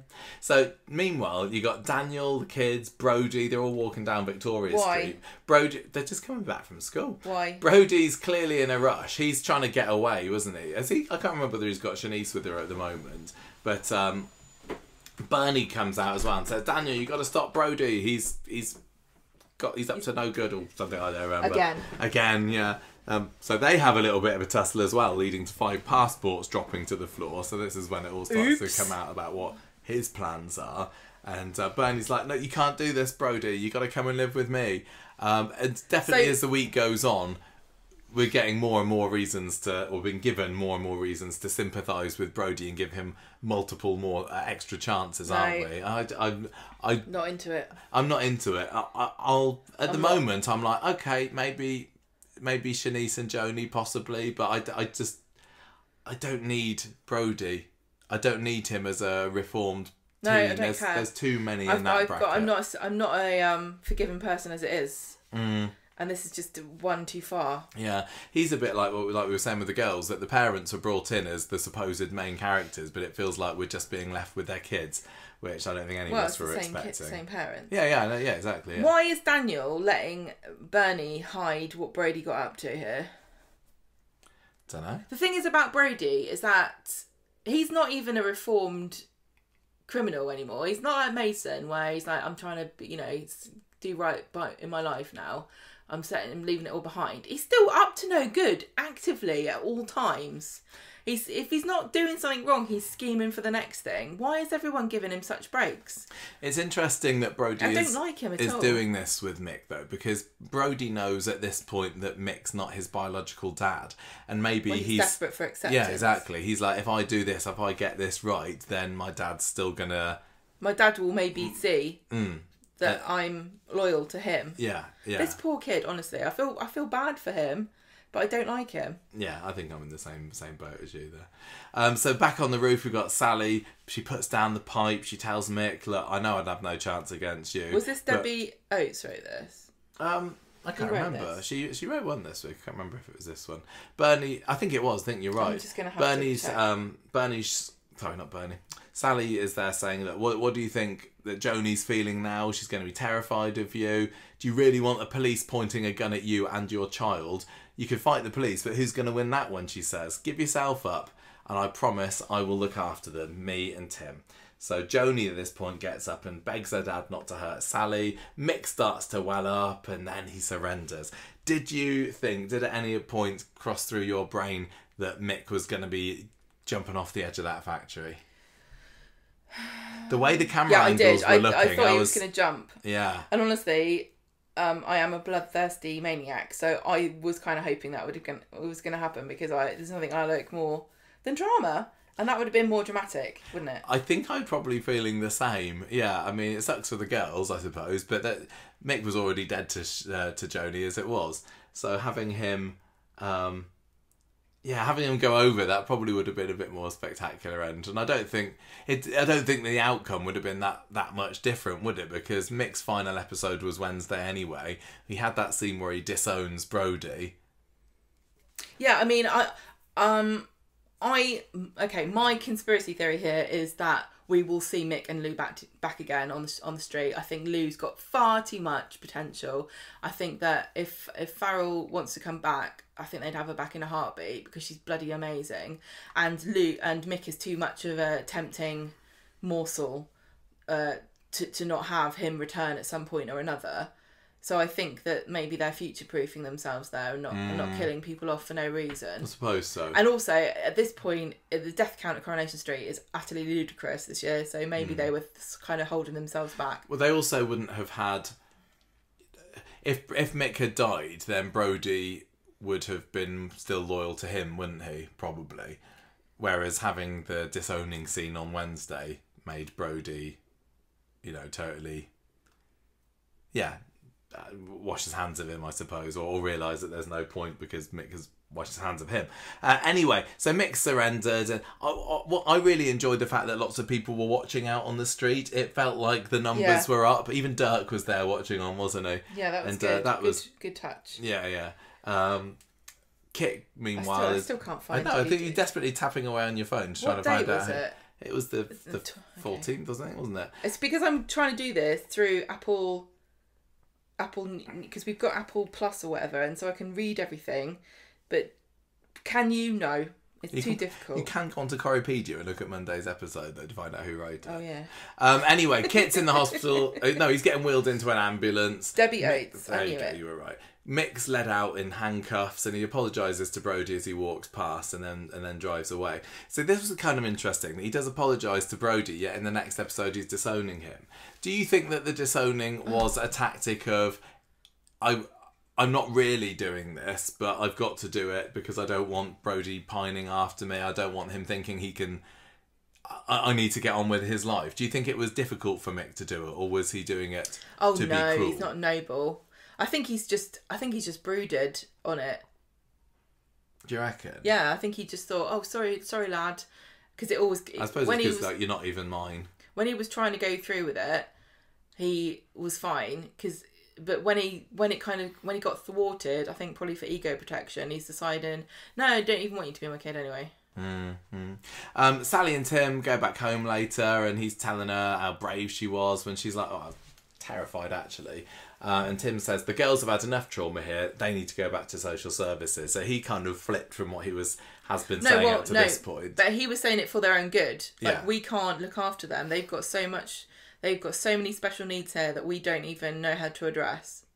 But Sally's saying, no, we can do this because today's changed her. And Well, she's they've like, bonded we can't. now. Yeah, exactly. In mortal danger. So the girls are now going to be presumably living with Sally and Tim because it's as easy as that, apparently. I just love that we can have so many scenes of Sally saying the girls again, and I like the way she says that. Brody's phones up Lou, and she's there being held on remand until her trial, so that's going to be a little while away. This was significant because Lou was just about to go. She's about to go out on bail. Oh yeah, but she's told because she's of a all flight this risk. nonsense, she's now had to stay in. Yeah, so Which it's just is going to give. perhaps the last time we see her, but I don't know. No, I don't. I think we are going to see her again, but maybe after a little break. And then we also get Kit being stretchered into resus at the end of Monday's episode, and he's again. I was never at any point worried for Kit. Like, we knew that he was going to be okay, didn't we? They're not killing him off this easily. And then that led into the Wednesday boringness. Do you want to, because so much of this was this story, do you want to do the synopsising for Wednesday? Are you bored already? You get me to do the boring one? Yeah, sorry. Do Okay. you mind? Right, so Sarah tells David that Kit's in a stable because they thought it was a horse and they took him straight to the vets. No. He's pleased to hear it. It's genuinely, he says, he knows. And then she goes over to Hope and says, are you okay after Mick was in school? And Hope's like, well, I mean, I heard what Gemma said about Mondays and she was right. He wasn't scary at all. It's just a man.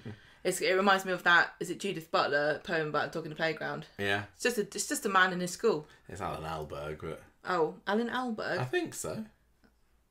I don't know. I don't even know who Judith Butler is. Doesn't matter. Right. Sam is being kept off school for a few days because of the trauma. Come on, it's the last week of term. All you're doing is watching videos, surely. Well, maybe he's decided to continue his education in a place that's more conducive. Although the flat that he's in was actually a bit more dangerous too because they had escaped criminals killing people in it. Escape criminals all over that street at the moment. Judith Butler is a American philosopher and gender theorist. So not a poet. I think I'm thinking of Please Mrs. Butler, the poem. Yeah, I think you are. Yeah, so it looks like Sam's going through another trauma story. At least he's not gone mute this time. I'm surprised he's not speed dialing Highfield Prison to ask Mick why he's a bad man. Yes. Again. So Leanne... He should have done that rather than just turning away and slow-mo running. He's like, whoa there. Hang on a minute. Do you want to talk about your issues, Mick? I've actually prepared... Why did you kill Craig? I've actually prepared a survey because this comes up so often in my life. So Leanne's fuming about the prison for letting Mick escape and offers to take Sam to the cinema, but he wants to get on with his schoolwork. Bernie, Gemma and Sarah are at Kit's bedside, and at some point, I think it was Wednesday, Sarah starts to huff Kit's armpits. Oh yeah, it was. It was Wednesday's episode. There was And the it was beginning of a so- scene where she's lying there, just looks like her nose delved into the crack between his arm and his chest. It was so off-putting looking. I don't know how the director let that slip because normally you kind of rest prettily, don't you, on your arms so that everyone can see your sleeping face. But she just looked like she was burrowing into his torso because the scent was so addictive. So yeah, Bernie, Gemma and Sarah, Kit's bedside, and Brody's gone AWOL, which is worrying to Bernie. So Bernie goes to see Tim to see if he's turned up there. And he says, no, I haven't even tell the girls anything about this. I don't want to worry them. So Nick finds Hope, who's also being kept off school because of how traumatising the incident was. Well, she's loving it, isn't she? She's just like, oh, I was supposedly so traumatising yesterday, but I'm just enjoying having a day off school. And she tells Nick about Lily stopping Sam from coming into the classroom the other day. And I really hope this does turn into more of a Platt schism because obviously Nick is Sam's dad and Lily is his niece. Yeah. And this is like, you would think if any kid is gonna help another kid in a situation like this, it would be a family. Like they haven't been brought up together, but they've spent a lot of time together.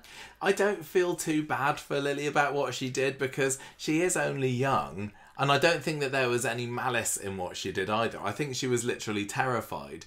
And well, I mean, it was. I think anybody in a dramatic situation like this, where you literally fear for your life, which she did, you don't always make the right decision, do you? Mick's being maligned here. He just wanted to ask them if they wanted some ice cream. What do you think that Lily is? Should she have done that, or was she wrong for doing it? Do you look down on her for stopping Sam coming into the room with her?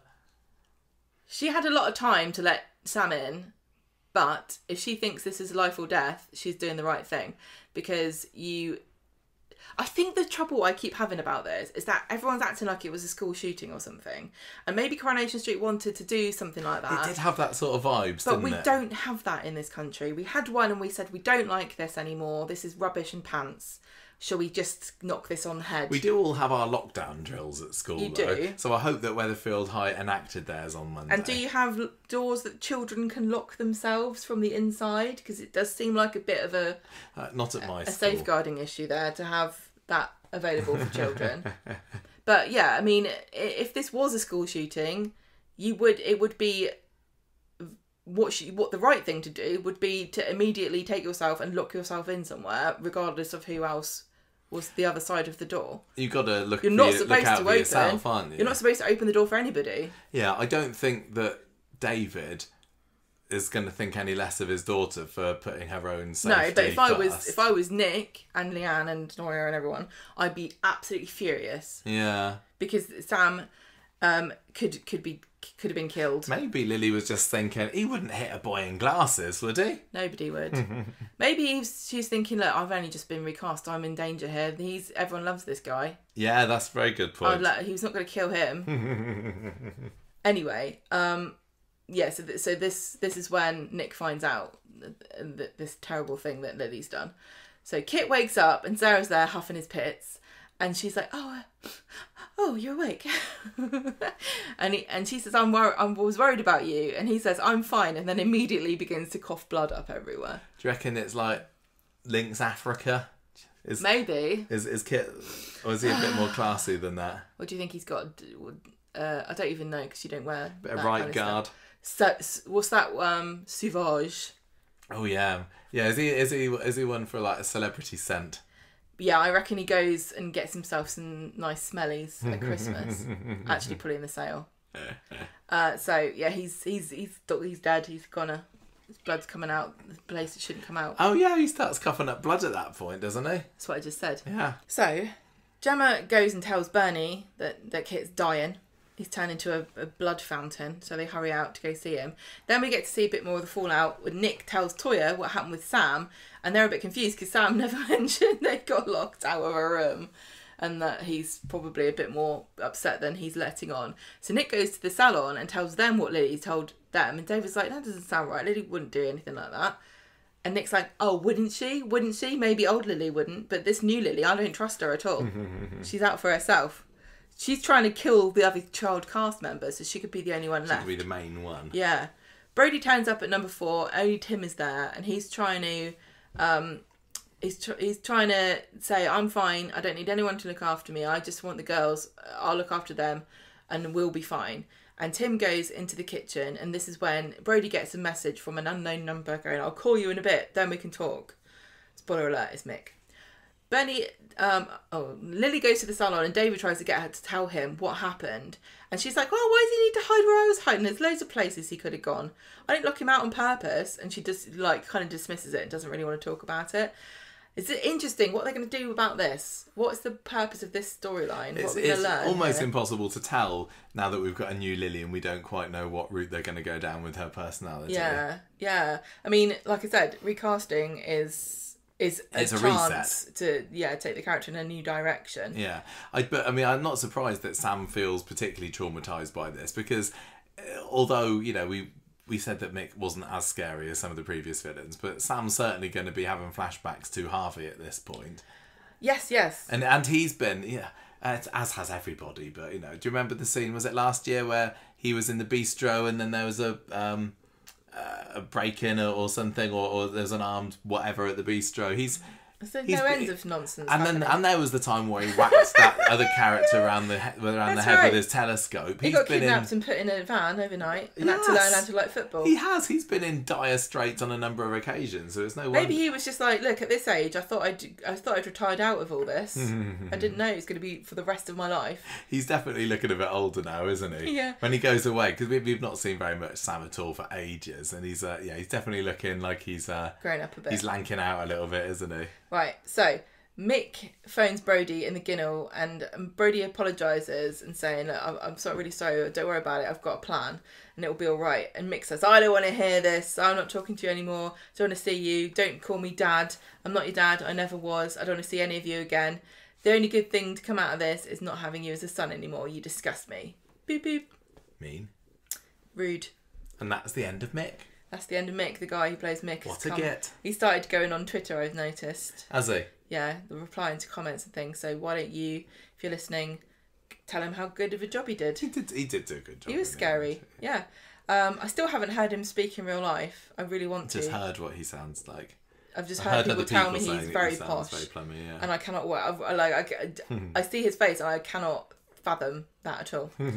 Right, so Sarah's back to Kit's bedside. Don't know what she's sniffing this time. But she's like worrying about how in peril he is, and she realises that she's really falling for him. Nick comes into the salon wanting to know if David has spoken to Lily. Lily's still in there, and she's got these headphones on that she claims she can't hear anything when she puts them in. So all the adults are just talking about her while she's there. And David tells Nick what Lily had said, and Leanne's in there and overhears and is not happy about this. And Leanne is whispering to David about how weird everything they're saying sounds, and Lily can hear her. So Kit wakes up and tells Sarah and Gemma they can go home to leave him alone with Bernie. And then she brings up Brody, who refuses to accept that Brody is his son. And then Brody's there, overhearing, and storms off. I would say I'm over the whole Brody parentage thing, but I don't think I was really ever that invested in it anyway. It's like I don't care. I don't care about this child. Whether Kit can father him, Mick can father him, nobody can father him. It seriously doesn't bother me one jot. I'm really sorry to say that I don't like Brody one bit, and I do like Kit, and I know you don't, and many people don't. But this Brody relationship is the least interesting bit of Kit's story. Anything he's ever done, this is the most boring thing. The whole of the 2007 flashback was basically leading towards this whole relationship, wasn't it? And I did enjoy the flashback episode. It's just what's come out of it just isn't for me, I'm gonna say. Not for me. Right, so Bernie chases him down and says, "Oh, Kit didn't mean any of it." And Brody tells her about the phone call he'd had with Mick, and he's like, "Oh, I don't need anyone. I'm better off on my own." And so Bernie gives him a hug. I tell you what, Bernie's the best thing that's ever happened to Brody, and she's the only one in this story that isn't really just making me bored. I actually still really like Bernie in this, even though I don't like the storyline. So Toya and Nick are just talking about Sam in the bistro later, and they think that he's going to be okay, but unbeknownst to him, he's looking up stories about news stories about what has happened, and looking absolutely terrified. Bernie takes Brody back to Kit's bed, and I think Kit says, "I'm not interested in talking to him," so Brody leaves. And then Bernie says, "If you push him away, you're going to regret it." And he says to her, "You just want a replacement Paul." And she's like, "That is so rude. I'm going." Did that touch a nerve there, or is it that's not true at all? I don't think it makes any sense that Brody is a replacement Paul. Well, there was definitely an age difference, wasn't there? I think that Bernie is very family oriented, even though was a bit of a flake in the past. But now maybe that's what's maybe driving her towards that. I'm not going to let another family member grow up without me. Like, she didn't see Paul growing up for a lot of it. She didn't see Kit. So it makes sense that she's determined to do right by Brody because this is her last chance. When he says you're looking for a replacement Paul, he's missing that she's found a replacement Kit, because she didn't know Kit when he was this age. She only has known him as a grown man. Yeah. And really, because he's his son, it wouldn't be completely bonkers to think that Bernie is actually seeking to redo Kit's childhood. Yeah, possibly. Because she had the chance with Paul. But I think she can see that if she doesn't look after Brody, then there's a good chance that nobody will at this point. Yeah, of course. And he's going to end up like Mick. Yeah. If he's not steered right, and Bernie's not exactly the best model citizen of this is how you should live your life. I think she's perfect for Brody because she's going to be like, look, kid, you can bend a few of the rules. Because I don't think Brody's ever going to be an upstanding citizen. But he certainly can learn which rules you can break and which ones you can't. Yeah, how to keep your nose clean. Yeah. In the right time, at the right times. Yeah. Yeah. But do I want to watch the rehabilitation of Brody Michaelis? No, not really. So there was only a little bit of it on Friday, wasn't there? There's a bit more of Sarah next to Kit's bedside, and she's trying to bring up the topic of Brody, and he didn't really want to. She's saying, look, you just can't blame Bernie for all this. I think Sarah is like one of those cats in a hospice when somebody's dying and they come and sit on the bed because she likes the smell of dying men. Do you reckon? Yeah, she's just there going, Kit's pits. Oh, you feeling better today? The end of this conversation is just kind of inspires him to make amends with Bernie later in the episode, and they're on good terms again by the end of the next scene. Then she comes over to him and she's bought him this chocolate with nuts in, which apparently Sarah does. He didn't like that, but he says, You told me yesterday that you were falling for me. I overheard you when I was had my eyes closed. I think I'm falling for you as well. So that's kind of new direction for that romance there. They're moving up a gear with that. And then so she then goes back to number 7 and tells Bernie about things looking up between her and Kit. But she's worried about Brody, and he might be going down a bad path. Do you think that we might see a Sarah and Kit wedding? Oh, probably. I really don't know what the future has in store for Kit. I'd say they clearly want to invest in him, but they will do this for any character, won't they? They'll throw them into the forefront and have them appear in every episode going, but it doesn't necessarily mean they're going to stay in the show. It could be that Jacob gets completely burnt out by the whole thing and then he's gone in a year's time. Yeah. I don't believe that he's good for Sarah. Because he's got so many, dodgy skeletons in his cupboard. I really like Kit. I think it'd be quite cool, but I can see him turning into Lauren, where he was in the show you've been in the show for 2 years and you're in every scene, and then the next year you're like, oh, what am I doing? Nothing. They can't keep him doing this level of stuff forever. I think it's really hard for people to get, and I don't really get, but I've been told, and so when somebody tells you something, you kind of need to believe them.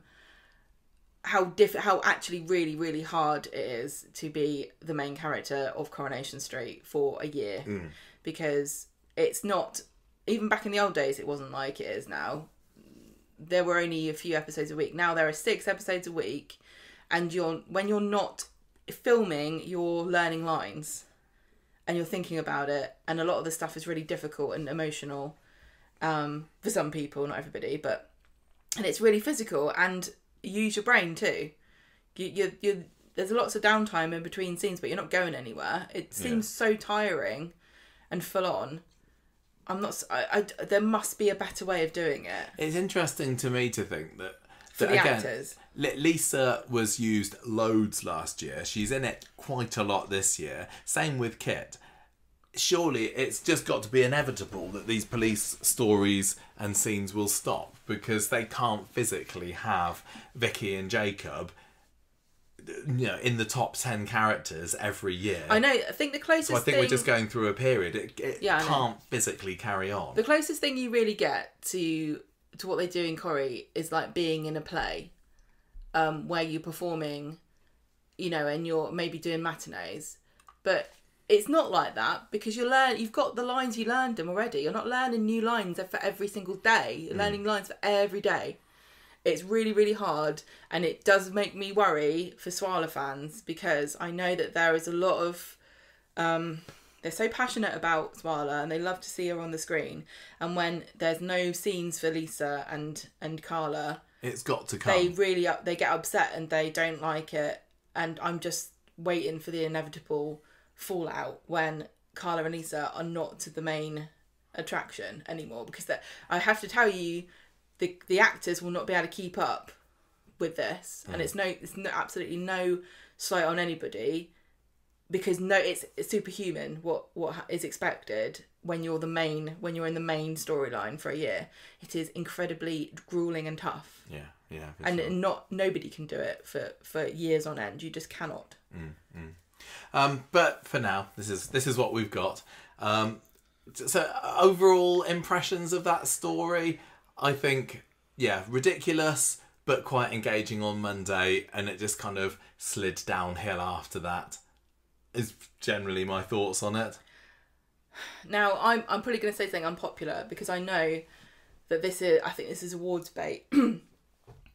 And Debbie Oates, who wrote the script, incredible writer, she's been on it for years, and I generally really, really love her stuff, and I thought the writing was great. But the scenario of Sally confronting Mick and then with a weapon and then putting it down and using her words to like reason with him, and like using her like passion and emotion and heart to stop him from whatever he was going to do to her, I just thought it was a bit twee, and I thought it was a bit... Oh no, I loved it.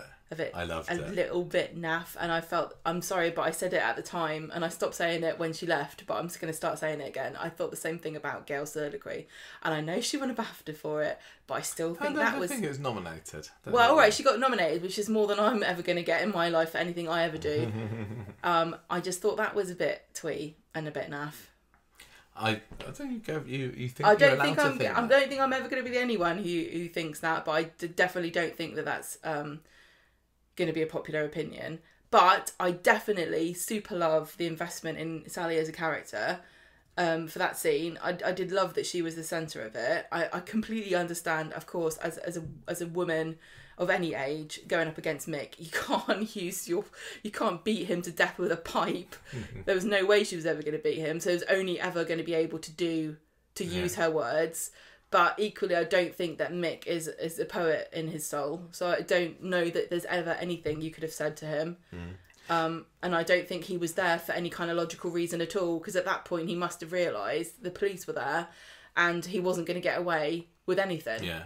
Are you feeling hopeful about the prospect of more Metcalfe scenes now that we're clearly going down this route that they're going to be fostering the girls? Because Sally still does feel like special guest star for this episode, and she'll pop in it and do an episode or half an episode every couple of months. Surely there is a bona fide Sally and Tim story coming up, isn't there? As long as it's a Sally and Tim storyline and not a Joni and Shoni storyline or whatever they're called. I don't want to know what they think about baked beans on toast or what their maths homework is or anything. I don't care.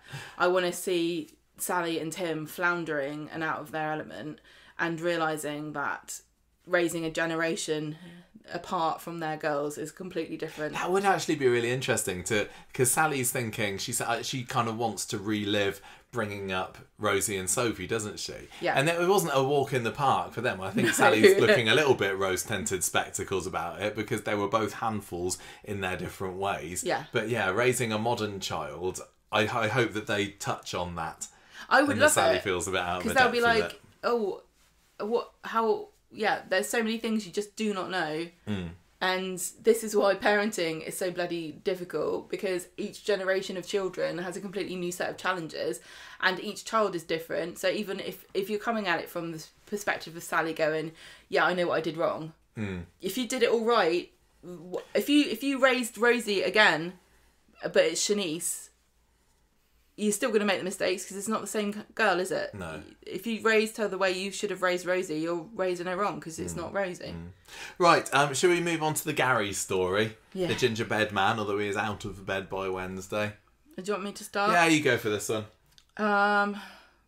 What happened? There wasn't a whole lot on Monday, to be honest. So he's in bed. He's still in hospital, yeah. And Maria's worried about it. She goes off to a pub quiz on Monday, doesn't she, to try and take her mind off it. But the story Doesn't really work. gets going on Wednesday. So she goes and visits Gary on Wednesday in hospital, and she's saying, what was going on between you and Lou? what is there something you're not telling me?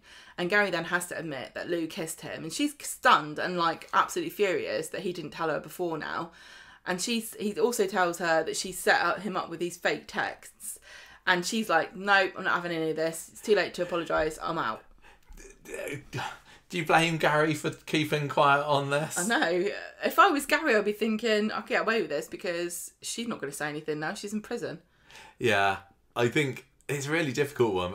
I would have thought, did he do anything really to encourage her? But then, you know, Maria can be a little bit fly off the wall, can't she? She'd overreact to that girl. Yeah. So it wouldn't. I'm not completely surprised that Gary tried to keep it hidden if he thought that it would be a secret to take to his grave. If I found out you did this and didn't tell me, I would be like, I know. I was thinking there wouldn't be a plate safe in the house. But, no, I would never smash plates because I'm the one who has to buy them.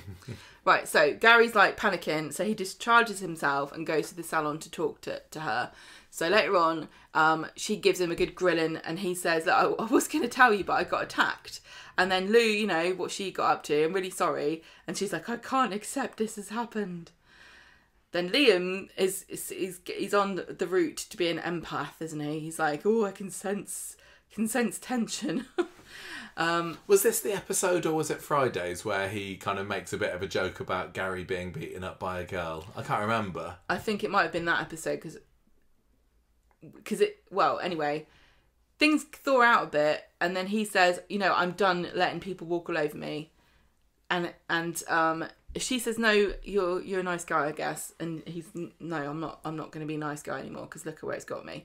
Then on Friday, she's making him healthy food so he can recover from his brain problem, but then Liam drops a bowl on the floor and Gary snaps at him and then sort of stalks off. He's like, oh, sorry, and then stalks off to have a shower. There were shades of post-accident Nick in Gary's performance, I thought, just being a little bit flying off the handle without enough provocation. This is actually a really gross storyline to think that Gary's been sent into this existential crisis because a woman hit him. It's not a bad concept, and I don't think that what Liam said was kind of shockingly awful. I know that technically, you know, you're not supposed to say that kind of thing, but I don't blame Liam, and he was just having a joke, and I think it is still something that people might joke about with their families, don't you?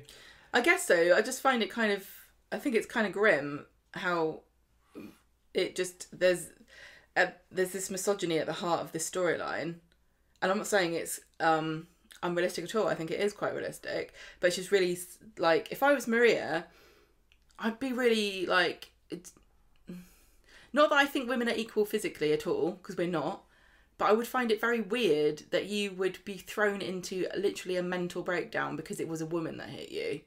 That's just so weird. Yeah, I'm not surprised that Liam said it, but Gary could have just kind of laughed it off. You're like, excuse me, it's 2025, Liam. Women can beat men to death too, you know. It's just a bit. I find it gross. But I do think that some men would react like this. Well, Gary has always seen himself as a bit of a tough guy, hasn't he? Even though he's definitely got a bit more of a gentle side the last few years. Maybe what needs to happen is he needs to beat Maria around the head with a pole, just so he knows. He always used to be the kind of... Well, we made fun of him for being always on the wrong end of a fight, and then somebody said, no, he's not. He's really tough and he always wins a fight. And I'm like, I don't know.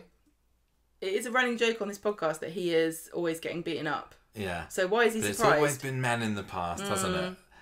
Well, Maria tells this to David, like, I'm really worried. Like, it feels like he thinks he's less of a man since what Lou did to him. Didn't they have, when we were looking like at the soap awards and stuff, they had like the hyper masculinity storyline, was it, with Phil Mitchell earlier this year? Maybe they thought that sounds great. Let's do that on Corrie. That's what the flashback episodes in EastEnders were about, I think, wasn't it? Okay. Seeing what he was like as a young kid.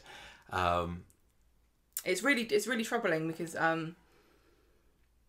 I know that it's difficult for men these days, so I hear, to know what is you know, what's masculinity mean now. Now that we don't. What are you allowed to claim without coming across as sounding like sexist? The Neanderthal, yeah.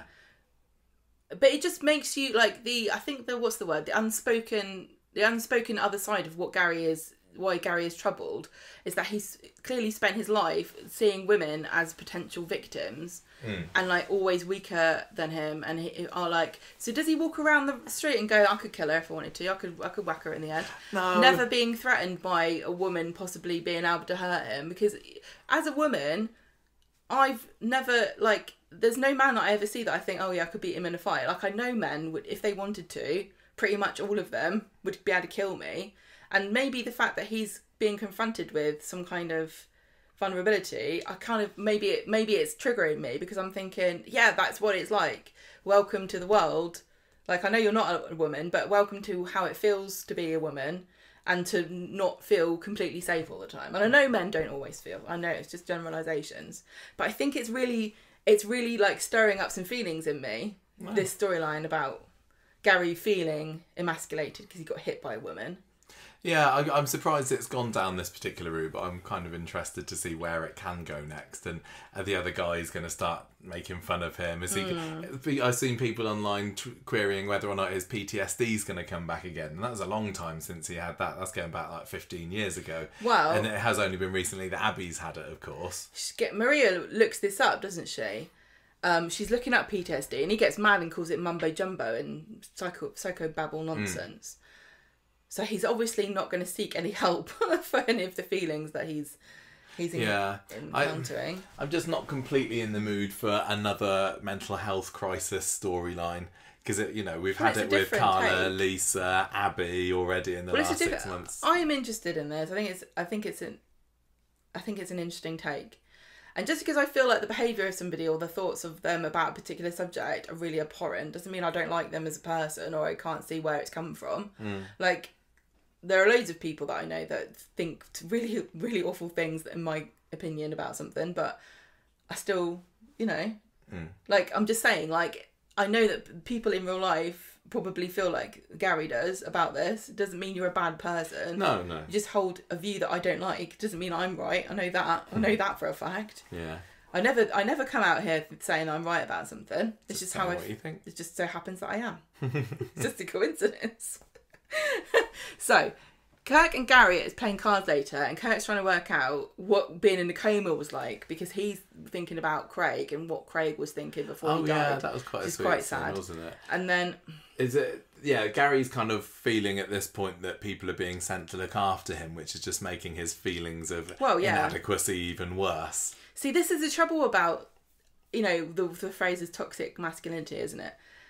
Yeah. Unwilling to accept help because it makes you less of a man. It's horrible, and it's like a horrible trap that men get caught in, where they feel like they have to be this way, and it's really sad because you can be a strong man who plays cards with his friend. I wonder whether there was ever thought of having him instead of Lisa being the one out on the street when the robber came out of the shop, because Lisa's also been sent spiralling on Friday's episode, hasn't she? Because she didn't chase after Brody, and Gary could have equally been in a similar position. They could have had him kind of freezing, I suppose, and then beating himself up about it afterwards. Maybe we'll have exactly the same scene next week. Maybe Gary and Lisa will just end up at the same counsellors together, and they'll have a little moment in the waiting room. That there's no place for them, strong, tough guys that they are. So, Anna's phoned, and Gary's worried Maria's telling people to keep an eye on him. And Maria says, look, we're just concerned about you. You can't get through this without help and support. And he's like, I don't need it. I'm fine, okay? Then Gary goes to the pub, and he's getting through some beers, I tell you. And yeah, he's proper knocking it back. Ooh. Then David introduces Theo to Gary, and they do this like big manly arm shake, don't they? Like in Predator with the big muscly men. And Theo's like, I don't know if you saw my muscles, so I'm just gonna roll my sleeves up even more, just so you know I am a proper scaffolder. I also didn't know Theo owned a scaffolding firm. I thought he just worked there. I'm not sure. I think this is a bit of a retcon. Did we know that David really knew Theo as well? It's all weird. Theo being in this scene, honestly, I did not get this. I don't know what the point of this was. Why did Todd let him out alone? Yeah. So I'm sure. Well, I mean, it seems like Gary says to Theo, "Well, I'm looking for scaffolders. We can work together." So maybe it's sowing the seeds for something to come. I'm not sure. But then Theo's also having a bit of a crisis with his sense of self-worth, isn't I he? think they're going to start like a toxic masculinity after work men's Well, club. maybe, because Theo, for the longest time, didn't want to admit out loud to anyone that he was gay, and it seems like he's always prided himself as being a tough, muscularly well-armed, roughy-tufty bloke, and if he's saying, "Oh, I'm gay, but don't, keep it quiet," and it could potentially lead to some interesting conversations between Gary if he's also having thoughts about his inadequacy or perceived inadequacy. I don't know where this is going. This feels like a bright quagmire to wade into, don't you think? No, I don't know. What do you think about it? It's all very well me saying all this stuff, but Well, no, I'm not a man, I don't know. I only see it from the outside, and from the outside it is... the only word I can think of is unattractive, but I don't mean it like that. It just is really, like, off-putting. Like, this is off-putting. I mean, I don't think I've ever had any serious questions or worries about my own masculinity, because I never thought I had any anyway. It's just, so I can't really put myself into the shoes. Challenged. Like, I've got a reputation of being the tough guy here. Yeah, you don't have to like open jars or anything. No, to, like, prove yourself. I don't have anything to prove, exactly. But do you feel liberated? Yeah, I'd just be me. So maybe I'm hoping that Gary will just learn to accept himself as being fine as he is. Because he is. I think he's a good guy at heart. But I think he thinks, every time things have gone wrong, there's going to be a bit where he goes, in my life, whenever things have gone wrong, it's because I've helped people. And everyone knows that only women help people. Proper men never help anybody because they're too busy being men. See, I think that they need to bring back his uncle. What was his name? Len. That when the Windass clan came on, and this is the proper right scally dodgy chav character that was only in it for 6 months or so. Maybe they need to bring him back and it's like, what's happened to you, Gary? Or even Eddie could come back. But hang on, Michael. Eddie made cakes. Oh yeah, okay? He can't lecture anybody on masculinity. Maybe that's what the solution is for Gary to realise. Hang on a minute, my dad used to make cakes and put pink icing on them sometimes, and nobody thought any less of a man of him. Yeah. So. Well, David's there. He's like, I tried to get into fashion and my sister thwarted me, and now I'm a hairdresser, but I don't feel threatened in my masculinity. Let's just get together and watch a movie and do our nails. They did bring something about that up, about the fact that David's got a traditionally female job. So maybe that's the point of having these three together, so that they can have some kind of PSA about it in a future episode. I think I think a lot of people forget that women had a kind of mini crisis of what being a woman was like in the 90s and noughties, where we had all these what they called ladettes, and like, oh yeah, I'm going to be like badly behaved, like I love man things, I hate women things, everything that's a woman thing is bad.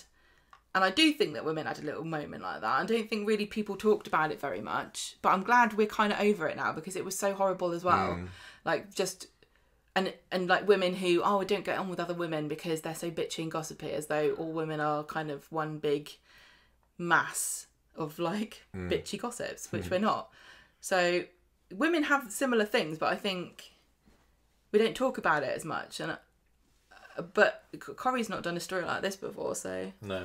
I am interested where it's going, but I'm just a little bit worried about the Gary Maria relationship side of things, because they're not one of Corrie's all-time couples or anything, but I don't want this to be another breakup story, and they talk later on, don't they, and it feels like that they're on a precarious cliff edge at the moment, and they're saying, Gary's saying, it's not like we were even that great beforehand, which we've seen little bits of, but not much. I don't think we need to be at risk of a couple splitting up every time a crisis goes on, and it feels like that's a well that Corrie keeps revisiting at the moment. Keep them together. Have Maria be a supportive wife, please, is what I'm looking for. Do you think that Gary's also upset because he heard us talking about how feminine his house is, and saying that it was Maria who made everything rose Maybe gold that's Gary's next move. And pink, and it's actually him. Maybe we're going to see him down B&Q or something on Monday's episode, and where's your blue paint? I'm going to get a picture of a bulldog wearing a bow tie. Yeah, where did David get that from in his new house? I would just want this to be all decorated in black, please. That's probably what he feels is emasculating him the most. Just Maria's decor choice. Well, maybe he'll kick Liam out of his room. He's got skulls on the wall. Yeah. That poor kid just goes in there after every meal and like goes. But Man space. Liam doesn't come across as being the manliest teenager, does he? He's got a sensitive side. He's a very sensitive young lad, and I like him. Yeah, I do as well. I think it's really hard to talk about it because it's like, even we are like making fun of a kind of feminine side of being a man. I know, maybe it's just got a bit of an endemic, and we're going to be taught a lesson. But what do you do about it? You don't get drunk and then threaten to leave your wife, though. That's what Gary does. He does the most manly thing he can think of, which was drinking loads and loads of beer. Yeah, and then getting That's his rowdy. solution. Yeah. Yeah, it's really tough because it's so many things that we think of as masculine are quite destructive. But there are very productive and lovely ways to be manly, like building things. Why doesn't he build a nice shed? Yeah, throw yourself into your work, but Gary. Equally, women can build sheds. Oh God, this is a can of worms. This is right. Anyway, he's just annoyed, isn't he? Because he has to get dragged out of the pub, and he's like, I can't believe that my wife. Well, yeah. Stop lecturing me, David, about drinking too much. David and Kirk drag him home. He's in the darkened flat. He's like, you embarrassed me. I could have done this myself. And Maria's like, look, Lou's getting in our heads, and he's like, whoa, I'm going to bed. I'm just not convinced. I can see stories about people having worries about their masculinity, but I just don't think that being hit once on the head with a pipe by a lady is necessarily going to spiral you down that way, because a pipe's a pipe. Well, what else is going to do it? Sometimes a pipe is not a pipe. I don't know what's going to do it, but I don't know. Anyway, that was all right, that story, I suppose. We need to get like a proper blokey man. I know who we need to get as a guest on the podcast. Who? Andrew Tate. He'd be able to tell us. Yeah, he would, wouldn't he? Yeah. Let's have an episode of Gogglebox where Andrew Tate is watching Coronation Street and see what he's got to say. And we can sit and help him explain who everybody is. Yeah. He'd love that. He would love that. Right. Armed robbery story. You don't know, Michael, that might be the thing that finally clicks in his head. Yeah. That may be the key to opening his humanity. We don't know. Who knows? Right, I really enjoyed this RD stuff. Again, it got a little bit silly on Friday with the robbery, but anytime you stick RD on the scene, I'll always say that it's going to be a cracker of a scene. And he's not the same as Dev. He's not quite so out there, and he's not as hammy. No, he's not. But and just bombastic. The looks that he gets. I think one of my favourite RD moments this week was when Bernie asked him whether he stashed the money under the bed as a joke, and it just was like yes. Oh God, he's so good. I absolutely love him. But the main thing this week, I suppose, is the developing relationship between Lauren and Hardy, which every time I say it makes it sound like Lauren and Hardy. And she's inviting him over to dinner on Wednesdays to say sorry for last week, and Hardy's we learn is getting a bit stressed out over his accounts as well. He's there tapping away on his calculator and can't do his sums properly, and whatever way he does it, they are massively in debt at the shop. We learn on Friday. He can't make ends meet. He can't. And but Lauren comes over because apparently the flat that she's staying in at the moment doesn't have a set. So can she come and cook dinner at Ardy's house instead? She gives the whole broken cooker excuse, but we know the real reason. She didn't need to come round because she didn't even see her cook. No. She could have just hung out. Anyway, she's clearly getting quite sweet on him, and things are going well for them on the sofa. Things maybe are getting a little bit moving to the next stage when, unfortunately for him, Nina and Asha come in, ruining the mood somewhat. And Asha's fuming because she still knows that Lauren is a bit of a dodgy scumbag piece of work, and she did kill Joel actually, didn't she, even though it was kind of self-defense. But also she knows that Ardy's getting himself into real hot water by dating somebody that he's inadvertently managed to get nearly killed by spiking them with LSD, and Whips. She knows this is going to come out sometime because she's been in this soap opera game for 20 years or so. But Ardy's like, no, it's fine, she's not going to find out.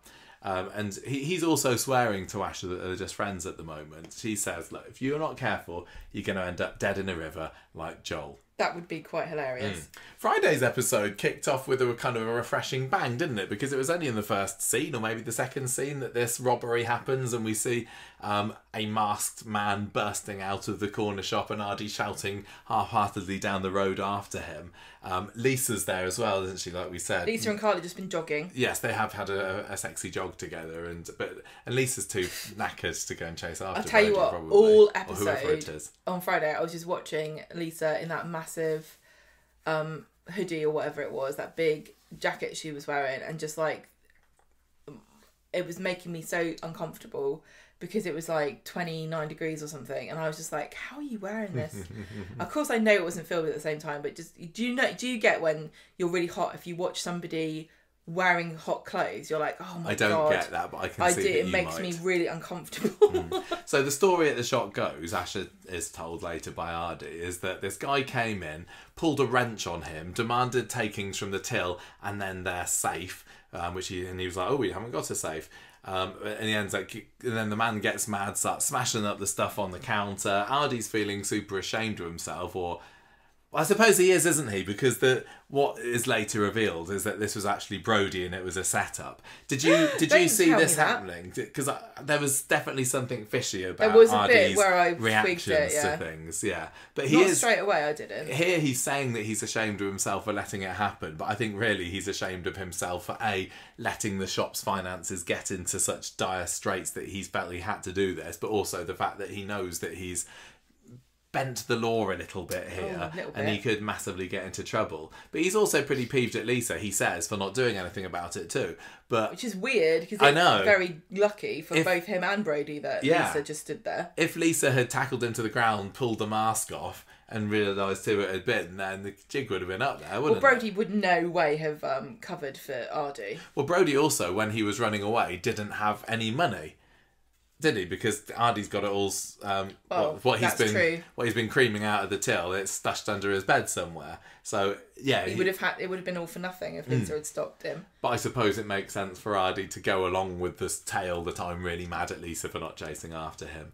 And anyway, later on, he's shut the shop, and Bernie comes in, and Ardy reveals that there was supposedly £6,000 in the till, because Jess is there as well, isn't she? Do you think that he's deflecting blame by he brings Lisa up several times. Do you think he's kind of like going, hey, someone else did something stupid? Maybe.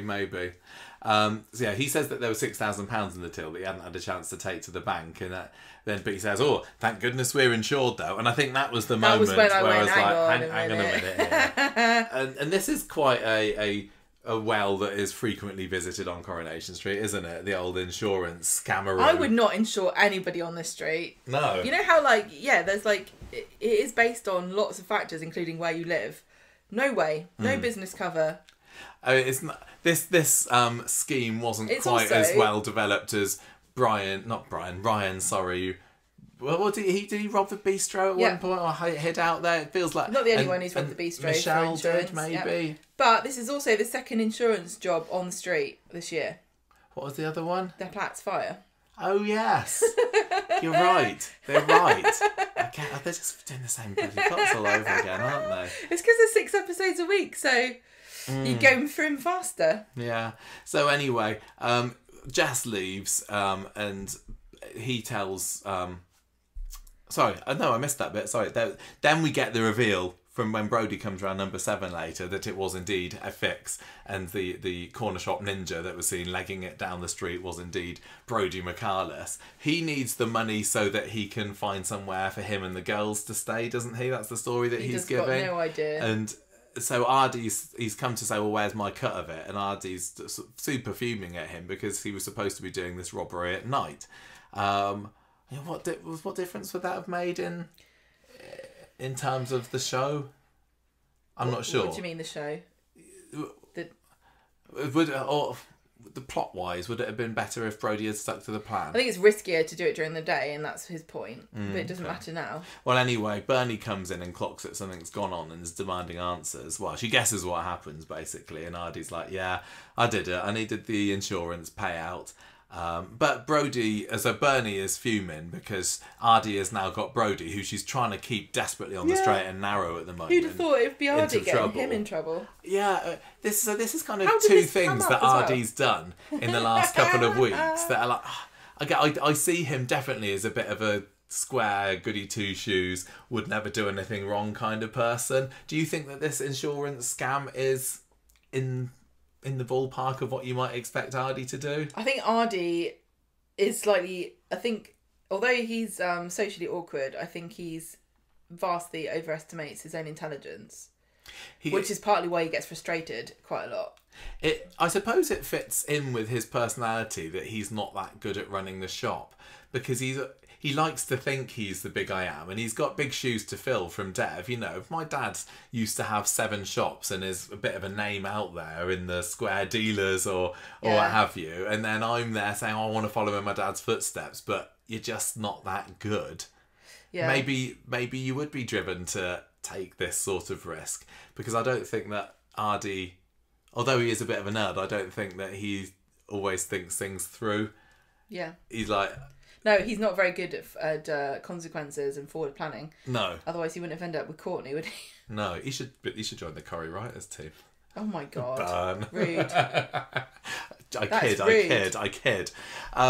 Anyway, so yeah, he's kind of pretty ashamed of himself, and so's Bernie. And he says, look, the shop is really struggling. We're £6,000 in debt. I don't want everybody knowing that I've been a failure, and it felt like this is the only choice that I've got. So he's been stashing away cash, hasn't he? From the takings. He's got that hidden away under his bed. I don't understand business. I mean, Ardy's a better business head than me. He's got this £6,000 he claims has been stolen. Yeah. So when the £6,000 gets given to him, he can use it to pay the debts off, and he'll still have the £6,000. Right. Yeah. Okay. That makes total sense. Maths says. I would never come up with a plan like this, because I'm not clever enough, clearly, with money. And Bernie's like, I can't believe you're getting Brody involved in this. Please don't tell Dad, says Ardy. So Ardy says, well, he's like, help me. we've got to get away with this. Dev's going to kill me if he finds out, which was quite cute. But he's not worried about getting arrested. He just doesn't want to disappoint his old man. And she says, look, this is fraud. But I think eventually she agrees to go along with it, because she doesn't want Brody to be arrested, because he's going to go straight back into the STC, and he's not going to get a storyline this time because Daniel's working at Welly High now. Think about it. It's like throwing you into a black hole going to the STC now. Yeah. Ardy goes back to the shop. Lauren comes in because that storyline thread picks up again. She wants some cola cube. That was quite she brings him cola cubes. Oh yeah, that's it. That was quite a sweet little moment. They're too sweet for them, which I don't understand, because it's literally the point of sweets. Yeah, but you don't like too sweet stuff, do you? I don't say I don't like it because it's too sweet. Can I just say, nothing is too sweet with the correct beverage. We've been going through a big tub of pineapple cubes at the moment. Yes, I like them. They are very tasty. They've literally been. Do you like cola cubes? I don't know whether I've ever had a cola cube. You don't like Michael? Does not like Coca-Cola. I don't like drinking Coke, but I don't mind sweet, like the little cola bottle sweet. So maybe I would like that. I think cola cubes are lovely. Oh, maybe we need to get some then. Stick it on the next Foodie Friday.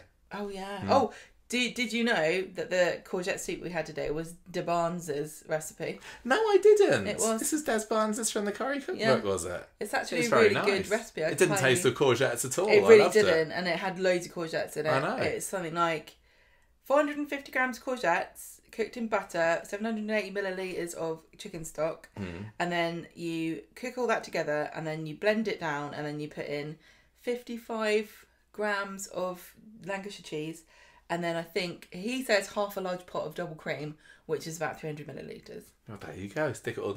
Show us your creations, listeners, as you follow. Are you impressed that I remember all of the measurements? I know that's a thing that you like to know. I don't always know. Still impressive though. Anyway, Lauren's like, with all the drama gone this week, it's made me realise that actually I kind of like you, and I hope you like me back. So as long with Kit and Sarah declaring their feelings for each other, we've got this two little thing blossoming here. Blossoming. I think that blossoming. Where's Amy? Oh my gosh, I just want Ardy and Amy to get together, even though Amy said that there's nothing. Do you think there's any hope in bringing that one back, or is that dead in the water? Dead in the water. So sad. Anyway, blossoping is a great description of a Coronation Street couple that we don't want to happen. Blossoping, yeah. When they start blossoping, and we're all worried about it. Anyway, Ardy is just about to confess to this robbery. I wanted to kill myself. I know, it's like, oh my gosh, soap trope alert. Let me tell you something, Lauren. No. Let me tell you first. And I said, let me pause it and go walk into traffic.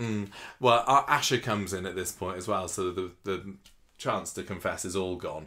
And Asher is again telling Ardy, you are mega playing with fire with this girl, honestly, what are you doing? Bernie tells Ardy and Brody that she's going to stick to their story with them. And then, as a last hurrah at the end of the episode, Dev returns triumphantly from his holidays in India. Surprised because nobody can ever come back from a trip away on the time when people are expecting them in Coronation Street. It's always got to be a surprise revisit and they have a lovely hug and everything. Dev's clearly going to find out at some point, isn't he? I'm kind of really looking forward to that scene because it's hopefully going to have Dev being angry Dev, and I love angry Dev when he whips it out. Oh, what? Because do you think that if Dev found out, would he shop Ardy? There is a chance, isn't there? Yeah. I don't think he will, but it's a gamble actually with Dev. He feels like he should be taught a lesson. Sometimes he finds his morals down the back of the sofa. And he's got no cause to care what happens to Brody. I know that Bernie's been telling him about him on the phone these months that he's been away, but I don't think Dev's even met Brody yet, has he? No, he hasn't. Dev is probably nothing to him. Going to blame Brody for this and say that Brody's corrupted Ardy and that will make Bernie and Dev fall out. Yes. That's a very good idea. Good prediction. Like it. You. Anyway, joy to the world. Dev is back. Let's hope that there's Deving aplenty next week. Oh, he even kind of devved around the lounge, didn't he? He like, Dev, pizza. He was literally in it for 20 seconds and he was on maximum devage. Love it. I was so happy to see him. Yeah. Oh, I just loved the way he made a great entrance. I was like, yes. He did. I love that family so much. Like, I adore the Alahans. I know. I want to give them all a pinch on their cheeks. I know. Right, lease purchase agreement, Gemma. What's Lisa been up to in Carla this week? You've got to also drama? put in your little pocket of puns. Lisa said Soonest Mendes. Yeah. There's quite a few that can come out of this, isn't there? Yes. Anyway. Well, I was trying to think of more, but who's going to get we all number know 6? That I don't do puns. So on Wednesday, Debbie says to Carl that she's feeling confident about getting number 6 because she put this offer in. And then she gets a phone call from the estate agents and realises that they've accepted another offer and she's absolutely fuming and she's being gazumped. And it must be Carla. I don't think I've ever heard the word gazump more in a week than I have on this week's Coronation Street. Oh, really? Well, apart from when it happened to us, of course. Yeah, what was it that Debbie said? Like, I always used to think that gazumping was... it's my favourite word. A hilarious, a brilliant thing. It turns out when it happens to you, it's not quite so fun. Or yes. You've literally snappier. written the quote here. Oh, yeah. It turns out gazumping's only fun when it happens to other people, she said. Yeah, that was brilliant. Yeah, she's moaning about it to Ryan. Yes. And she says she's been outshocked by Carla... But then she describes herself as the Great White when she finally offers. There was some really nice writing in their story this week for Debbie. She offers 30k over the asking price, which is absolutely bonkers, really. She just wants to win. I know, but me and you were like, she getting a mortgage? I really hope not. Yeah, I don't know whether a mortgage lender would be really up for. Do you have to declare? At the moment. You do have to do. Yeah, you would. Medical stuff. Yeah, for sure. Oh dear. Or maybe it's Ronnie she's giving the money to Ronnie and he's buying it. Well, I mean, I love the idea that she just has, several £100,000 to buy a house, and she only just thought of buying one now. Yeah. But Ronnie, Carla and Debbie are in the pub and she's like, yes, I offered 30 grand over the asking price.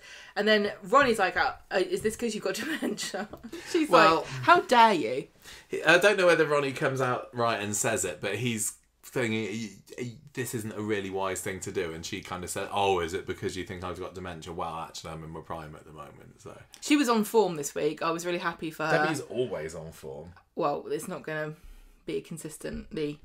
great time for Debbie, is it? I'm just happy that she's happy. Yeah, oh yeah, for sure. So Friday, Carla and Lisa, you think they've had a power walk, but I think they've just been running. I don't know. But that is the sort of thing I would say if I had not actually been running. I'd just been walking, but pretending I'd been running. So they reach number 6 and they're like, I can't believe Debbie's gotten us. We should bid more, but Debbie's already bid so high. And then Alia comes out and is like, oh yes, Gran surprised as well.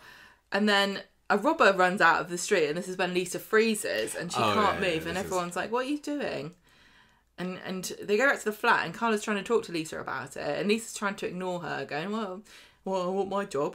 I wasn't on duty. It happened too fast. Can you drop it? She's saying it as an excuse. You can tell that she's like really quite shaken. Yeah, by she is. She did not expect to freeze like that. No, she's going through something similar to Gary, isn't she? Yeah. Where he's calling his masculinity into question, and she's calling her copperness. It's not just that. It's like first of all, she's scared because she didn't expect that to happen, and secondly, she's probably thinking to herself, if I do this when I'm at work, someone could die. I could die. This could be really bad. How do I don't even know why I did it. This must be absolutely terrifying for her.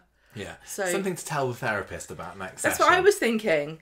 So she's like, can you just drop it? I just need hugs and red wine. But then Carla goes to work and she's like, oh.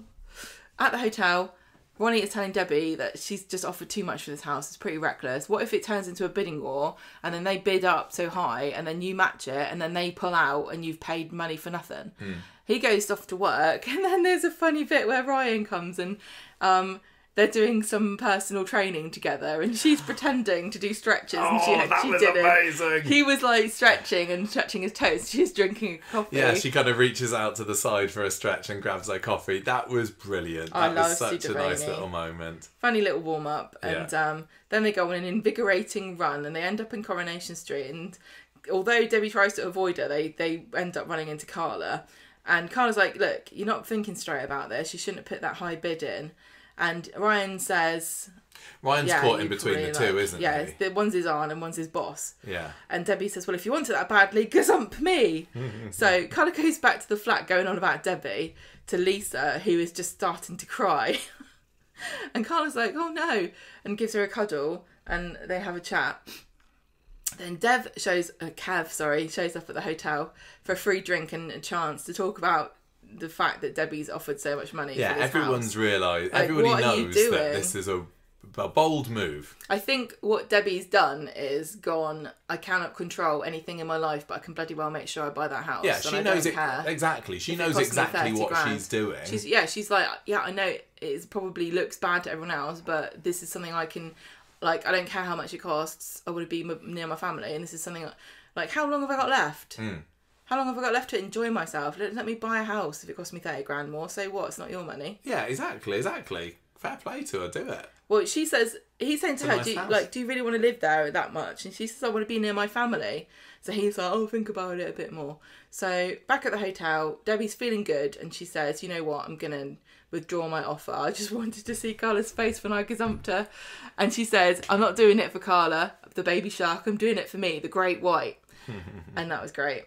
I do kind of wish that Debbie had got number 6, but we all knew it was going to be Carla. Yeah. So despite the story having a very obvious conclusion, I'm glad that it happened. The journey was fun. Yeah, it was a fun journey. Yeah. You're right. So Lisa is still upset about not reacting, and she doesn't know she's ever going to be ready to go out on the street. And Carla's trying to remind her of all the good that she's done as a copper, and that she needs to focus on that, and they're going to get through it together.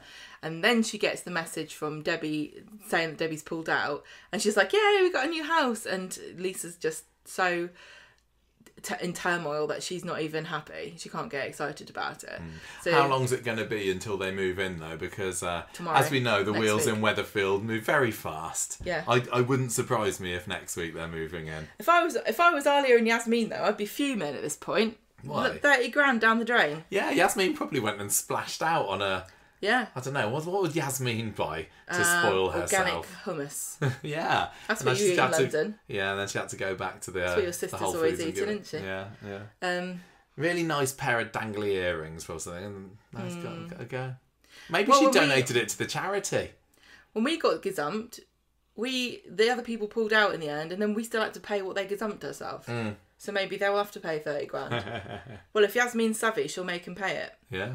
So anyway, Lisa's like just not excited at all. So Carla goes to the Rovers by herself, and she talks to Ryan and said, I can't even celebrate because I'm really worried about Lisa.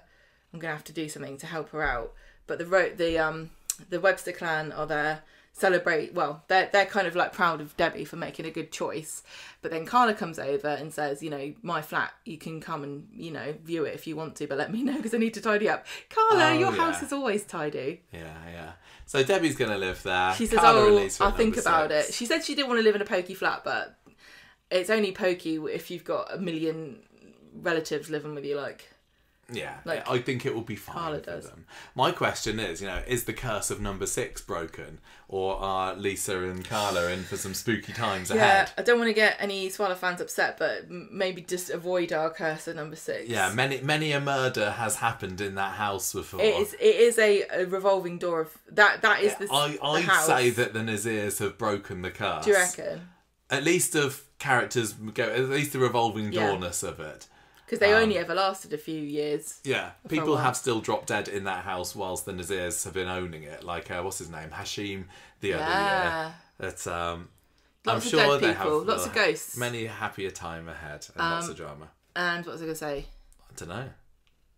Don't know. What was your character of the week and what score did you give this week's Coronation Street? Are you going for Debbie, are you? Because of her Debbie drinking was top this week. The cappuccino and calling herself the Great White.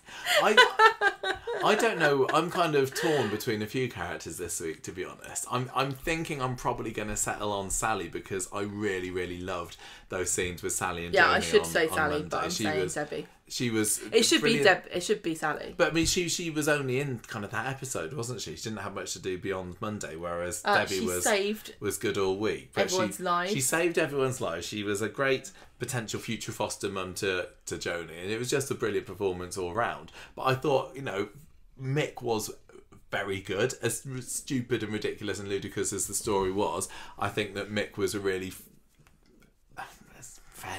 I'm not going to say really, relatively effective villain on Monday, and I really enjoyed his rampage despite myself. Everyone gets props for selling that ridiculous scenario on Monday. Writer, director, I mean, the slow-mo, just put that in the bin. But, like, everyone sold it, even though it was, you know, if you stop and thought about it for 5 seconds, you go, this is silly. Yeah. I would also say that Ardy could be potentially a character of the week this week, just because I love him. And he's been a total doofus with everything this week, but he's just such fun to watch. And, you know, despite only being in 20 seconds of the week, maybe Dev. But I know, I was going to say Dev. I can't be Dev, he's not been in it as much enough. I'm going to go Sally, actually. Good. She was top, and fair play to Corrie for giving her a real meaty scene to do. There were a couple of scenes on Monday, that was good. Good for her BAFTA soliloquy. Yeah. You gave 2 bangings and a bog standard, I think, this week, didn't you? Right. So, and I gave a couple of bog standards and 1 banging. I thought, Monday's episode was really strong. I found Wednesday's to be so bland as you like. It was a bit of a chore to watch Wednesdays for me, just with the amount of Kit and Sarah in hospital that there was. But it was up again on Friday because there was more the Alahan drama. Kit. I think I'm probably gonna settle on 3.5. Don't pick mine. What are you going to say? 3.5 gazumping sharks. Okay. Because I told you to write that down, so it's mine. Oh, fine. Okay. I'm going to give it 3.5 smelly armpits out of 5. And that's character of the week, Sally. So it was all right. It was fine. It was okay. And I am feeling positive about next week's Coronation Street. I don't Why? No, it's just because Dev's back. I don't know anything that's happening in next week's Corrie. Genuinely, I don't. I'm looking forward to finding out more about new Lily and what she's like. Hopefully, we're in a little bit of a window that we're going to see more of Sam, because they started off the route of Sam's been traumatized by this, and then that dropped off a cliff on Friday's episode, didn't it? So hopefully we'll see a little bit more of that. Carla and Lisa moving into the house could be fun. If they don't make something out of Sally finding it just amazing that she's living next door to Mrs. Connor. Well, remember... Sorry, they've missed out a trick there. Who was it? Who was Steve's girlfriend? Which one? That she impressed. Tried to impress. Oh, Demi. Demi. It's got to be more Demi, isn't it? Yeah. Demi Moore. So, yeah, hopefully next week's curry will be good. I don't know. That is it for Street Talk this week.